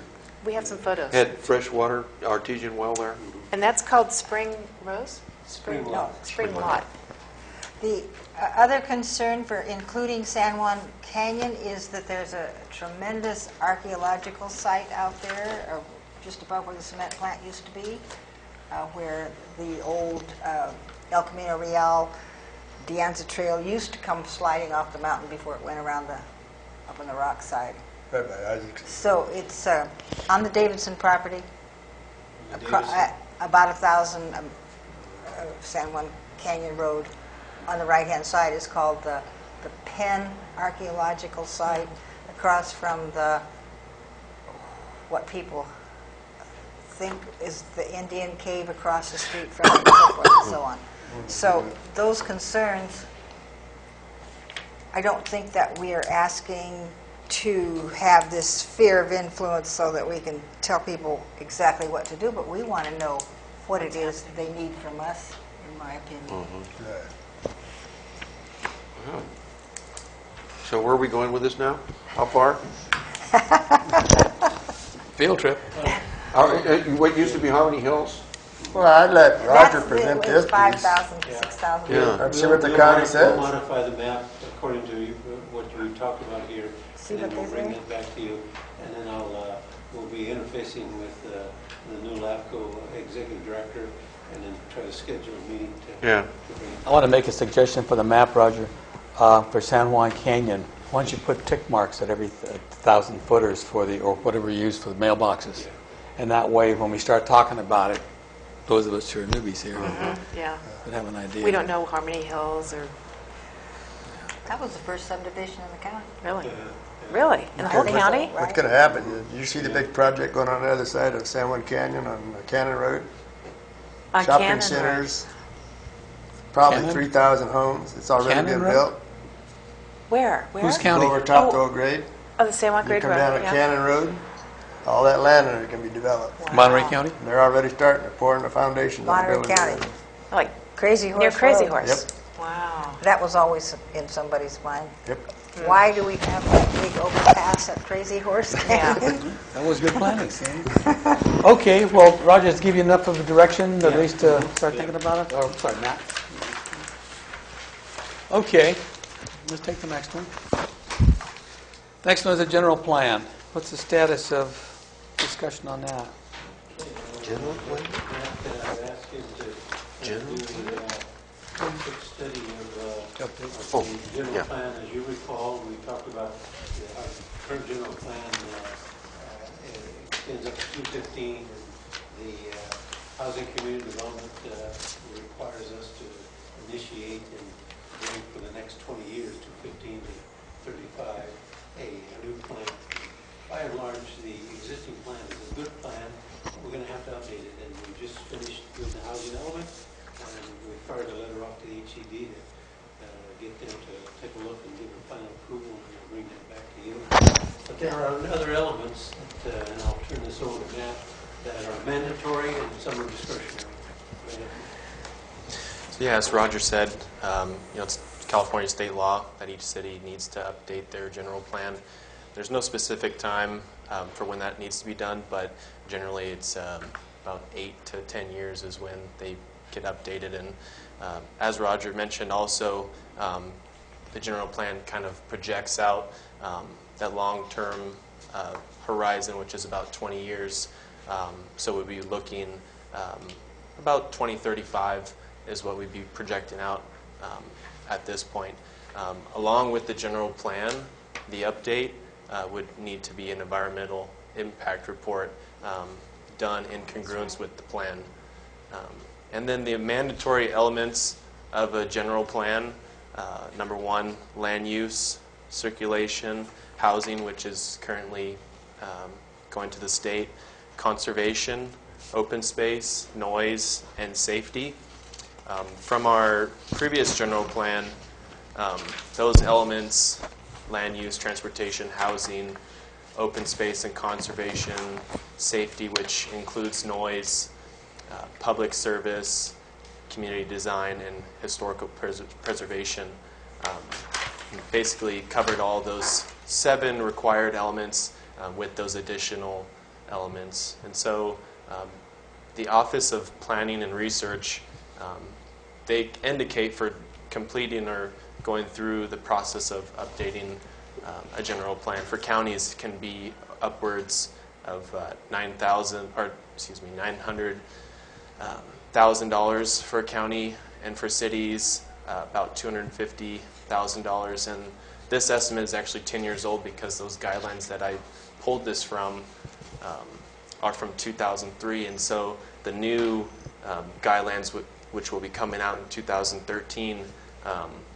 will also include a lot more contemporary issues, given the environmental issues that the numbers of people are growing in California, and so having to consider greenhouse gas emissions, renewable energy, infill development, public health, and regional planning.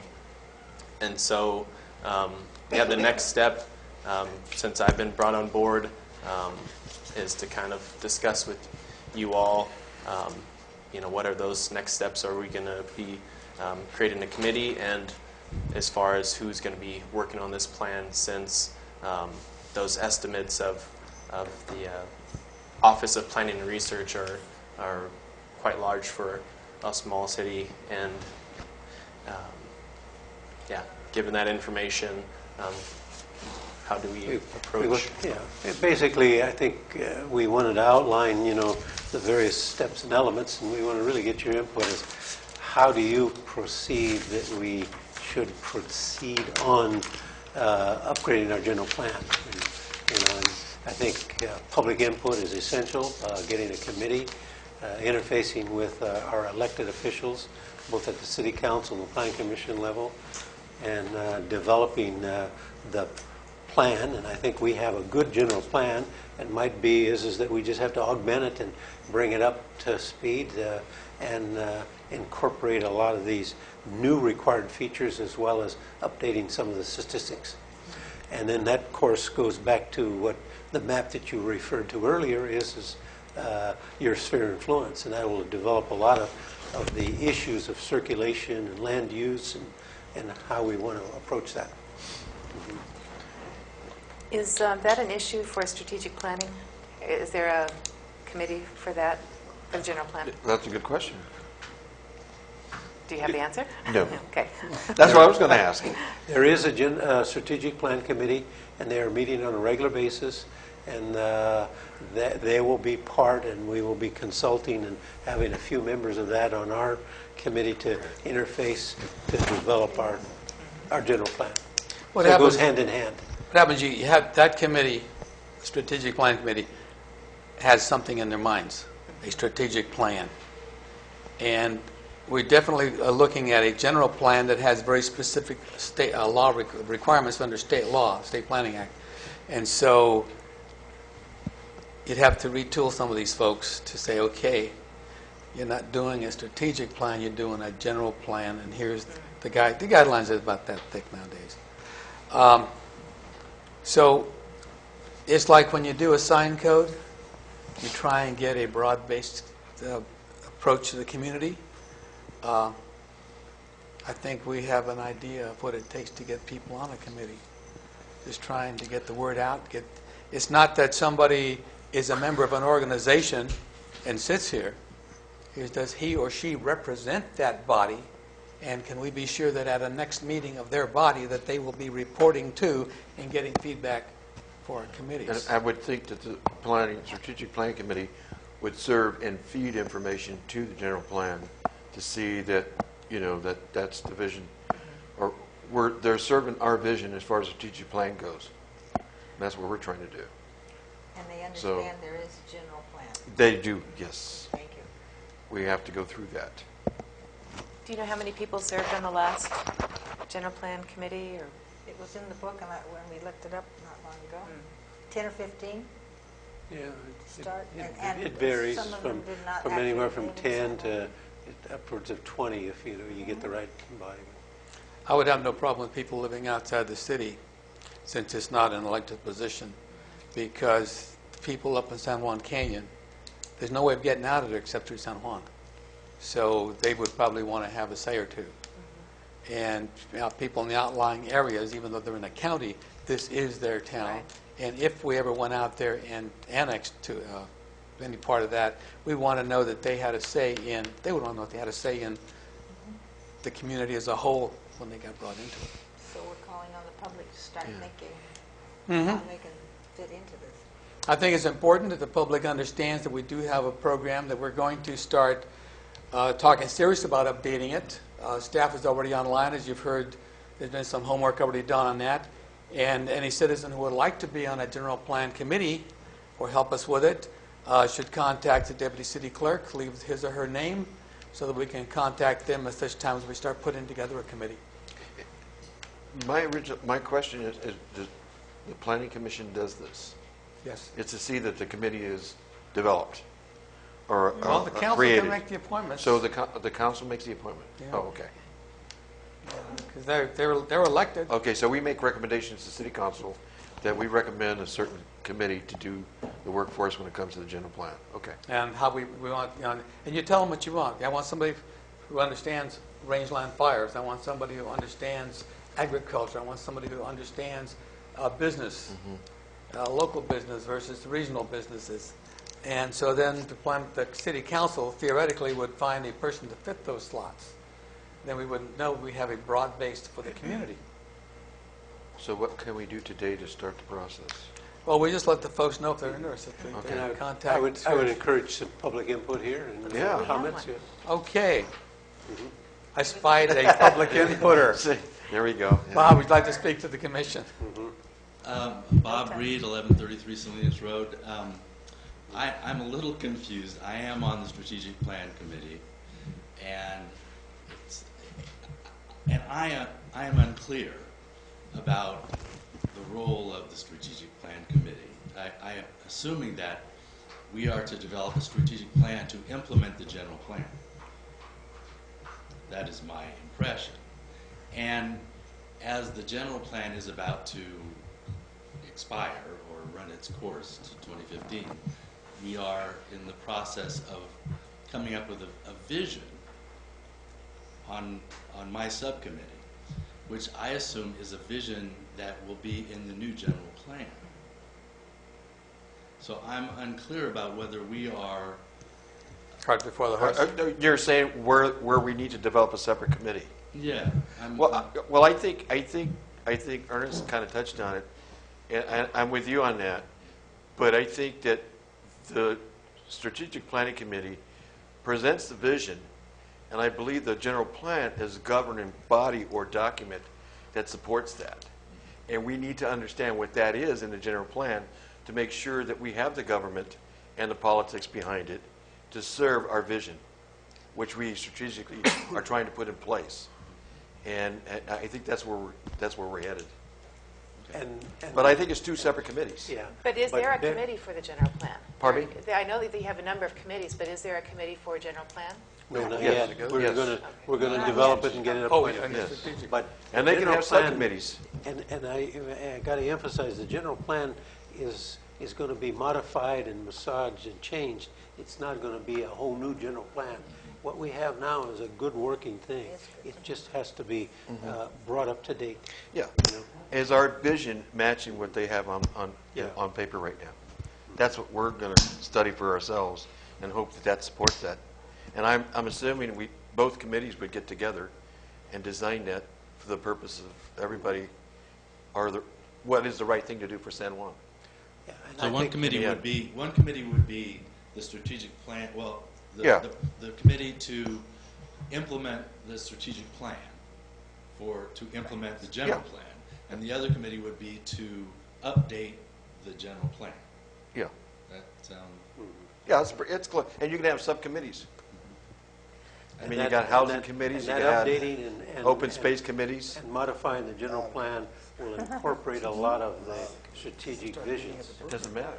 Okay, As long as you- that's helpful. Thank you. Yeah. And the most Thank you. important thing is that we realize we are a small community with not so many volunteers that we found yet. So Oh. I'd like to suggest Hard to that do.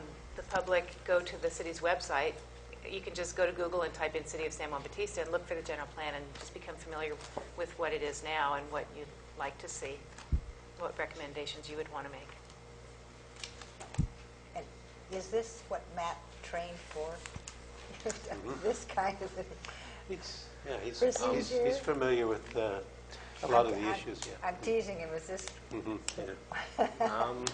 It's one of the topics in school, I mean, because most cities have to have them, and so we get familiar with, what's a general plan, what's a strategic plan, and, how they kind of work off of each other. Yes, I have worked on land use plans before, and so I'm familiar, as well as, considering that along with the general plan is this environmental document. So that's another thing to keep in mind, because that can also be a very large document to produce. Okay. So, we give you some good thoughts about this? Good. Okay, the next item on the agenda has something to do with overlay zones. Staff? Okay. Before we move on, any action item at this point in time is to communicate to the public we want to start the committee?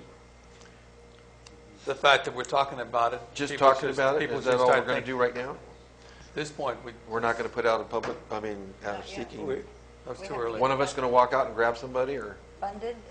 Well, no. we've got to go and report this to the council and get directions from them and funding, and then Oh, we'll okay. make a formal announcement. All right. But people interested in the planning, on a committee like this, would start attending planning commissions, would give them a good background as to what's happening. Okay, overlay zones, please. Yeah, Mr. Chairman and members of the commission, over the last several months, it has been brought to my attention a inconsistency within our historical district. The historical district has got specific boundaries, and by and large, most of the zoning in the historical districts is a mixed use, commercial zoning. But there are residential houses that exist, one of which is Georgiana, and her neighbor, and the Crane House here, and we counted 9 of them. And these are significant historical structures that really contribute to the historical district. And it's been brought to my attention that if any of one of those homes burnt down or was damaged by more than 75%, that they could not rebuild it back as a residential, that they would have to conform to the zoning district that they reside in, which would mean a commercial building. And that bothered some lien holders and deed of trustee people who own the deed of trust to say, wait a minute. And so we looked at it and just says, well, how can we handle if the Crane House burnt down? Could we allow to them to rebuild? And there's probably conditional use permits and special considerations you make. Well, Matt and I got looking at it, and we felt that maybe we should have a overlay zone that gives you a little bit more authority, and that would almost supersede the historical district to say, hey, here's a residential house and it's in, and we don't have to go through the draconious conditional use permit and a lot of fees and negative declarations and paying all of the fees and stuff, that you can do it more administratively and say, yes, it was significant, we recognized it, and then allow that to be rebuilt and replicated or rehab back to the original condition. Now, those would are like just to- specific conditions, yeah. I would like to add something to that. I have no problem with this, but I want to make sure that what they rebuild is something similar to what was there. Yeah. So I think before, any unit that would come under this project would have to be well documented, photographically, sketch plans, whatnot, before we could give them that benefit. Because if we're going to say, I want to bring this back, well, what was there when you started before the fire? And if we don't know, then anything goes. So Roger and them have to come back to us with an overlay that's going to tell us what's going to happen to all their property, then we're going to vote on it, right? And the district that Matt and I are talking about is almost coterminous with your historical district, and then we will document each house, bring it back to you, and you'll identify it. Then it's up to you to say, is this significant historical resources, or is it just a standard cottage house? But And you that's should- just in the boundary line in the historic district, right? Yes. Not going beyond that. No. Well, You should use whatever the the- 2005 inventory Yes. with that process. Yes. Yeah. That's a tool we've been thinking of using and letting people know exactly what's in there. It's a good idea to. And put it's the two only together. because there's an inconsistency of what the use is to the underlying zoning. Years ago, when we developed the historic ordinance, we talked about some of these issues and didn't ever get them down into the ordinance. Yeah. Okay. So this Good. makes sense, because you see what we did with the brewery. Look at all the discussion just Yeah. on one single building. You'd have to do that for every one of them. But like I said, if everything is documented, there's a disaster, Roger, pull out, The file. the file, and here's my set of plans for it. And that's administrative, And across because, from Georgiana is I would recommend that we go ahead Paradise and give House. Roger permission to get started on That's a that. good yeah, example. that's what he's doing here, Yeah. yeah. Some of them have gone to planning in recent years. For example, the one here on my house down at the end of the street. So planning has it. some people have not bothered to go through planning and made restorations and changes in their buildings, and Yeah. they don't have that documentation. You remember Annie's cottage burned, I think, maybe about 10 years ago. Did that have to go through planning, What- or? Remember where that is? What do we It's- have on Oh, our you're talking about on guidelines? the other side of Union Do we Station? have currently general plan? Yeah. House right on that Coverage? side. Yeah, No, next to they the didn't. thrift store. That's out of the And that- district. It's only the non-conforming section of our zoning ordinance. So Okay. we would have to Okay. go into our general plan and put some kind of statement in there that says that we can do this, or? I think it's more, Administrative? it's more in the zoning district and the overlay. Oh, okay. It's more the technical portion of our okay. zoning ordinance. And I think we got your feedback now. Let us take and run with it, and then we'll bring back What it would look like. Yeah, how it's going to work. And Commissioner Franco brought in some there is we really have to document it so that when we give these special designations, Yeah. that it's rehabbed back to what existed there. This way it doesn't Can be, you change the borderlines any, or it have to stay like it is? anything you want to do. We haven't proposed to change it, but that's something that... Change the Well, historic because some of district? these houses are right across the street are not in that borderline. The border goes like this. But I mean, but see, that's what we can do here. We can say this overlay district goes over this area. Okay. You know, 99% of it may be historic district, Right. but we've got houses that fit that quality. People come to San Juan Bautista because we have this ambient, this background. We lose these houses and say, okay, I can't put up a new, I got to take, it's gone. I want to put up a modern one. Right. What's to stop them? Okay, this is what stops you. We want that thing replaced, and this, you know, again, you don't have to go argue with the planning commission, city council. They've already said we want it this way. Here, show us the plans, and you're in. The Pierce Lane is mixed use, clear through? Mixed use clear through. And it would be a disaster to lose that little ambience of those small houses there and have some commercial come back because of them. So this would really be helpful for the entrance to town, what we want it to look. Yeah, I think we need, that's good. Okay, Good. We'll run with it. give you enough direction? Okay. Okay, sign code status. Oh, my goodness. We have finished our revisions. We met with the San Juan Committee, and they were going to meet with their group or transmit the information to members of their group. And we're meeting again with them on July 11th at 9:30 at Doña Esther's. And at that point, I am getting a lot of feedback, oh, you are? negative. When will we get it? Before then, to review, or? The Will feedback we be come- going back to the drawing board? Well, hey, There's a lot of concern, and and I think that the key to it at the 11th is that we articulate our views and everything, and I've told the people, I just says, hey, we want you to come forward, and I've told it to several people already, but I want you to have constructive criticism and solutions rather than just Right. Yeah. How can you, if you're going to say something against it or for it, how are you going to support that? And how are you going to participate in it and make it happen? Rather than say, I don't like it and go fix it. Mr. I mean, Chairman? it's got to be what's right for San Juan. Yeah, and the key to it is that it's got to be user-friendly. I keep stressing that to all the merchants when they ask me about it. I says that this commission that I've dealt with over the last 2 years now have been very proactive to, hey, you're open and transparent and ready to listen, and that's what we want to relay to them. did anybody say they never heard of it? Oh, yeah. Mr. Chairman, is this going to be a special public meeting of the Planning Commission? Let's or- talk about that. They've invited us to attend their meeting. And if we're going to be attending their meeting, we're going to be, and they want to, we're going to be discussing going back and forth. I would say that constitutes a public meeting. Is it?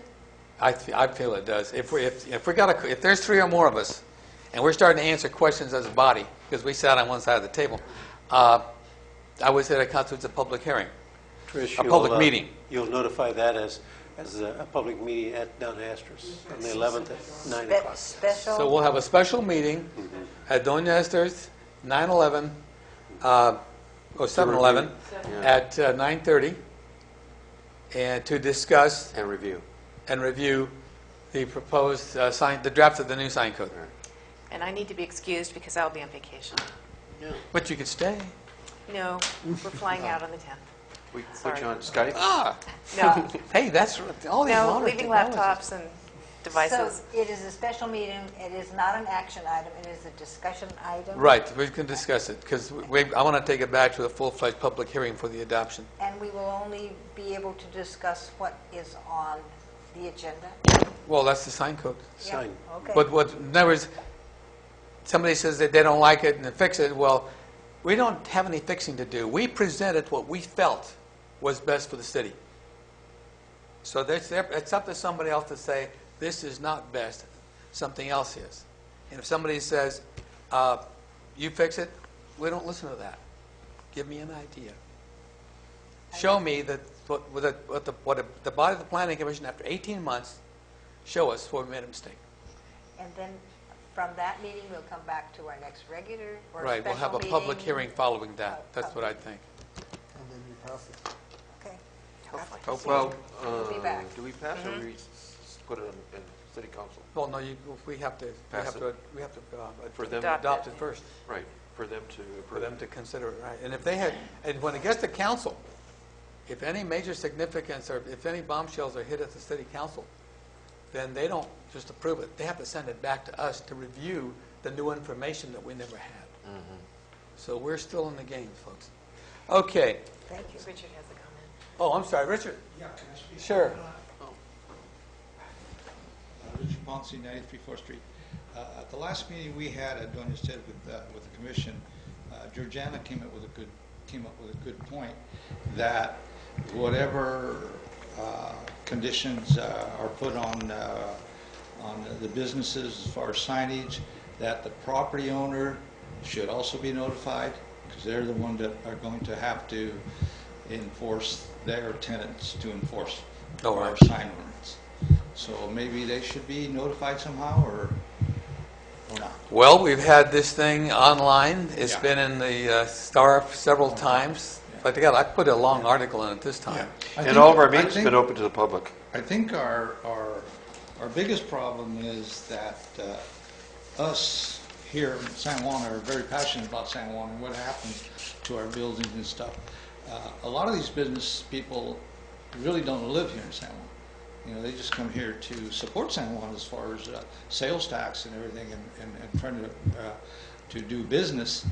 But I think that's where the difficulty is. You know, we're very passionate, we're very protective, and we have to get that across to new people. We'll work with you on it. Yeah, thank you.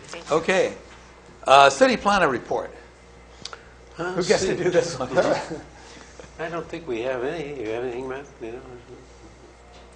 I think I'm glad to have Matt here. He's helping me out quite a bit. Let me And go I'm able one- to package bigger reports for you. Let me go one step further, Roger. Did we give you a proper introduction to this planning commission? Maybe not, but Okay. I would like a report from the city planner assistant. Tell us about yourself, your background in planning, because when stuff comes down, your credibility is going to be on the line. It goes with the job. And somebody says, well, who's that kid telling me about this? Well, somebody who studied the law, planning the law, etc. So give us some of your background Sure. that you'd like to share with us. I will do that. So I grew up in Hollister. My father owns his own drafting business, and so I was kind of always in the workings of building and running blueprints, and even drawing up a few homes of myself. And that kind of got me, when I was out of high school, interested in development, and so I got into planning. And so I went to Gavilan College, got the GE, and then transferred to Cal Poly San Luis Obispo, where I got a bachelor's in science and city and regional planning. And from that point, I ended up moving up to North Dakota, where I worked for the city of Grand Forks, North Dakota. And there I did planning for the MPO. The main task that I did while I was there was updating 2 land use plans, which are basically general plans, but they call them land use plans up there in North Dakota. And so I updated the Grand Forks, North Dakota land use plan, which is a city of about 60,000 people, as well as at the same time the city of East Grand Forks, Minnesota, because it was right on the border, their land use plan, which they had about 14,000 people. And so I did those simultaneously at the same time, which was a challenge because the cities were completely different with different rules and regulations from each state. And so I was up there for about 2 years and then moved back. And over the last 2 years, was working for the Regional Transportation Commission in Santa Cruz County. So I was in transportation planning, and there I was working on pretty much every project, assisting the different planners, senior planners on their projects, whether it be the highway or the scenic sanctuary trail. And I also worked on getting bike racks out to the community, worked a lot with public outreach events, Freeway Service Patrol, which is a free service to anyone driving on the freeway in Santa Cruz, Highway 1 and Highway 17. And that's a tow truck that goes around during rush hour periods to help stranded vehicles, people in need, to keep traffic flowing. And there's many other programs. And then kind of at the same time when I was working full-time in Santa Cruz, Roger brought me on pretty much as part-time as you can get every other Friday. And at that time I was working on the housing element, updating that, and having to leave little crumbs for myself to remember after 2 weeks what I was doing, since Santa Cruz was full-time. And then kind of at the tipping point where in Santa Cruz my hours are going to get cut back due to funding reasons to part-time, Roger had asked me if I would be interested in jumping into city planning again, and it was ideal for me since I had been commuting from Hollister to Santa Cruz, and yeah, so now here we are, and I've worked on quite a few more things, but that's basically the gist of it. And if anyone has any more questions, I can definitely share more information. Roger makes good decisions. Yeah. Yeah. And I'm giving him a baptism in general government because Ooh. I've had him in code enforcement, building inspection, Wow. general plan work, and so He'll be wearing Wow, many hats. good hands-on. he's getting the full spectrum. Yeah. Very good. Very good, thank you. Welcome. Okay, we have another item here. August meeting. What's the recommendation on this from the commission? Originally, I asked that meeting be either canceled or continued to the 13th because I will be out of the country. However, if You can stay? you're certainly welcome to continue it. Matt's going to be here, and if it's sphere of influence and general plan, he's certainly capable of keeping this dialogue going. And so. Well, August would be a meeting where we would have that we could have a full-fledged public hearing on the sign code. We're going to into early July. We're going to go with the San Juan committee. July the 11th will be. Yeah, and then we'd be running into. Do we want to do environmental review now, or? I would not do the environmental until We go got through the something. public hearings. Yeah. Okay. So the 6th I'll be gone, but Matt will be here, and then the August 13th would be the next following Tuesday, or you could make it a special meeting anytime. And What's your pleasure, folks? You'll be back? Yeah. You'll be back on the 13th? Yeah. You'll be here on the 13th? And Rod, you'll be back on the 13th. You'll be available too? We want the whole team if we can get everybody on here. But on the other hand, I'd like to see how Matt can do this by himself. Well, like I said, it's... Georgiana's a masochist. We would have a full commission on the 13th. So I'm getting married on the 10th of August. Well, you can postpone that. Oh, so the Good, 6th so is really we have not. some time after the wedding. I Set aside recommend we for- just move it. Move to the What 13th. would you want more for honeymoon? To have a nice public hearing, you know? In San Well, Juan. So you get married on the 10th, right? So the 6th will be nervous, so we Why don't would he want be to so follow nervous? that then. Yeah. Okay, do you want to let the whole meeting go? We'll just go for a full-fledged public hearing with environmental review on the September meeting. September the 3rd. September We won't 3rd. have a meeting in August then? No, Yeah, that'd be one approach. Oh, it's possible, of course. okay. We can handle that. September,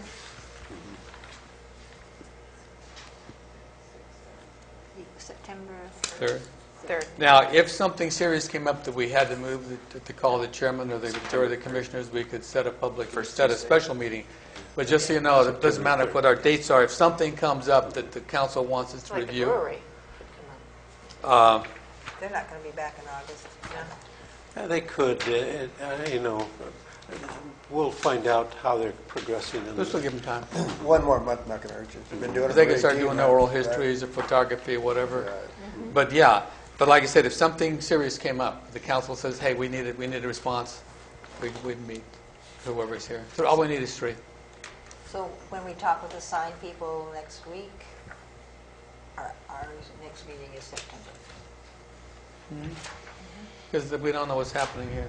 And again, if it required that the committee meet again, we'd have time to do that. Sounds good. Sound good? Okay. Officially then, does the public have any comment on us canceling the August meeting? No takers? Very good. The August meeting is hereby canceled, and by consensus of the commission, the next meeting will be on September 3. Okay. Future agenda items. Anything we want? We've got the LAFCO director coming sooner or later. I think that'll be good.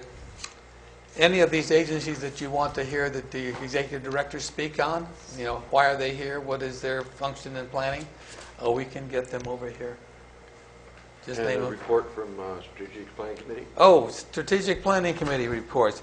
I think, staff, I'd like to have that a regular item on the agenda because they're meeting regularly, and I'd like to have just feedbacks to the commissioners and the people watching our meetings know what's happening. And who will be getting that update? Commissioner Medeiros is on the committee, I'll be collecting that information. and he sounds like he has volunteered to be our For now. spokesperson.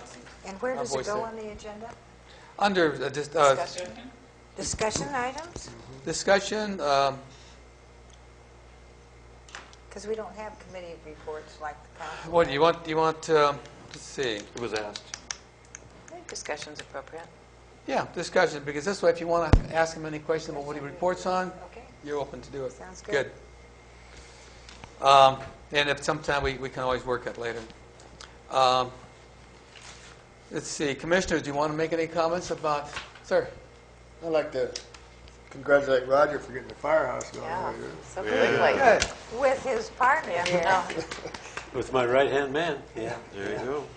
Oh, hey, So hopefully it's going to be in operation in about a month and a Oh, half. my gosh. 6 weeks. There are actually people who Something to didn't say, know too. what that wall was going to be doing. And what's really good They about haven't it, been paying attention. he got the plywood off the highway.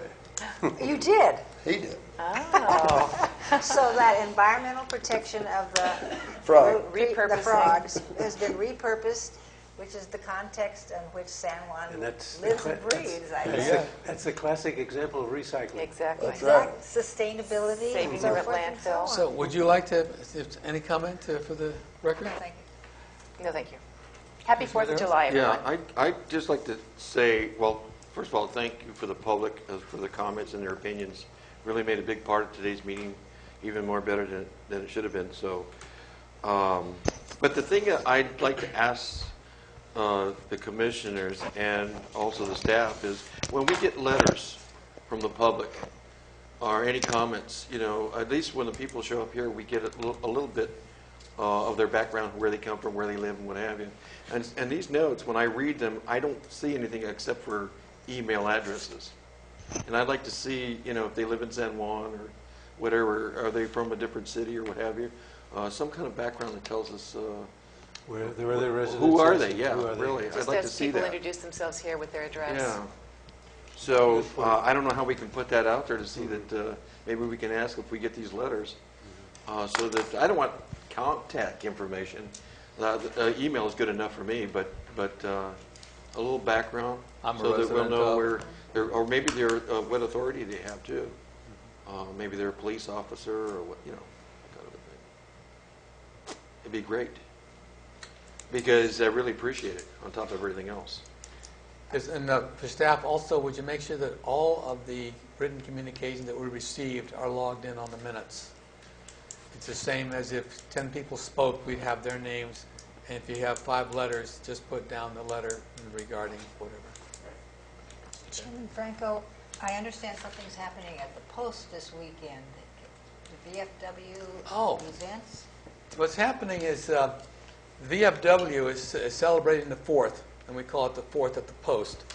4th of July, they're going to have a beer garden and refreshments all day. And Friday the 5th, they will have hamburgers, hot dogs, refreshments, and the same thing on the 6th. And it's about 10 to 5, 10 to 5, 10 to 6. But during this time, there will be open a what do you call it? Silent auction items of jewelry, costume jewelry, or it's quality stuff. It's not just what you pick up. At the same time, they'll have some jewelry that is for sale, custom jewelry. Anyway, then they're going to have a drawing for a 46-inch television. The tickets are $10 each. And at 6 o'clock on Saturday night, the results of the silent auction and the drawing for the 46-inch television will occur. That'll be 6 o'clock on Saturday night. But you're welcome to come in there all day Friday and all day Saturday. Come in, make your bids, look over the jewelry that isn't silent, and you may want to purchase it on the spot. And have a hamburger, a hot dog, and a libation or two, and have a good time. I understand it's for the roof preservation. Right. Try to get that roof repaired on that historic building right there. That's one of the things. The building is owned by the VFW, which is kind of unique because a lot of them have had to sell them, or they have shared buildings. The VFW Post 6359 owns its own building, but time has taken its toll, and that roof needs to be repaired so we don't lose the inside of the building. And so all of these are fundraisers for the re-roofing project. Thank you, Commissioner. They have grants for VFW. We've been looking into this. Did you? Yeah, we're looking into them, right. Yeah. Because again... That's new, too. It's something that's coming out. Oh, I'll check on that. Yeah. I'll check on that. Thank you. Okay, any other items? I'd like to have one as agenda, just remind us October the 12th. I think that's important. We're working for Yeah. that. You want to gear that up? Talk about that. We're the Historical Society, the Library Auxiliary, and we're hoping a lot of other organizations in town will help participate in a big reunion gathering at Luck Park.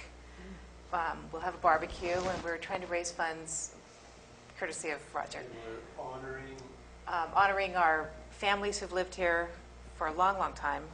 And built the town. Yeah, acknowledging those families. When's that going to be? October 12th. 12th. We're I just won't putting be here. together a core committee on Richard Ponce's Oh, suggestion. wow. Keep it small and get it right in the first place. But we're looking for people to help, people who have ideas. You can contact either of us or Roger or Richard Ponce.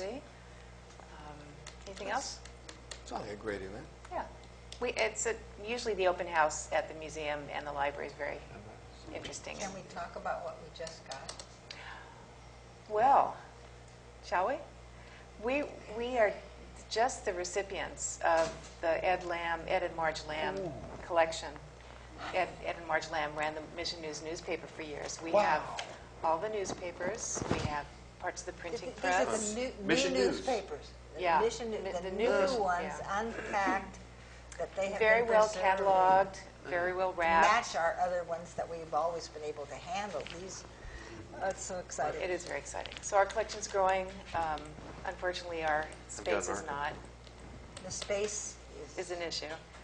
But we'll talk about that What was the later. name of the paper again? The Mission News. The Mission? So we have all the photographs that Ed Lamb Ed ever took. Lamb's, they have it right there on the corner Yeah. of 4th and, Yeah, right there, by the ballpark. yeah. and Where Drury Before- Bar has it built, where they still Yeah. have it. And The first one's where my lots there are, too. where as my well. mall is. Really? Interesting. Yeah. down. Had our own court. That's right. Yes. He was a Courthouse. justice, yeah. The same place. Yeah. Also, he was a judge. He was a judge, Yeah. yeah. And Cart Ramirez. Not always. This is the meeting of the Historical Society. Yeah, this is it. No, but again, it makes it interesting. But listen, thanks, everybody. If there's no other comments, I'll call for motion for adjournment. I second it. In favor? Aye. Let's go. That Thank you for coming. Turn off the mic.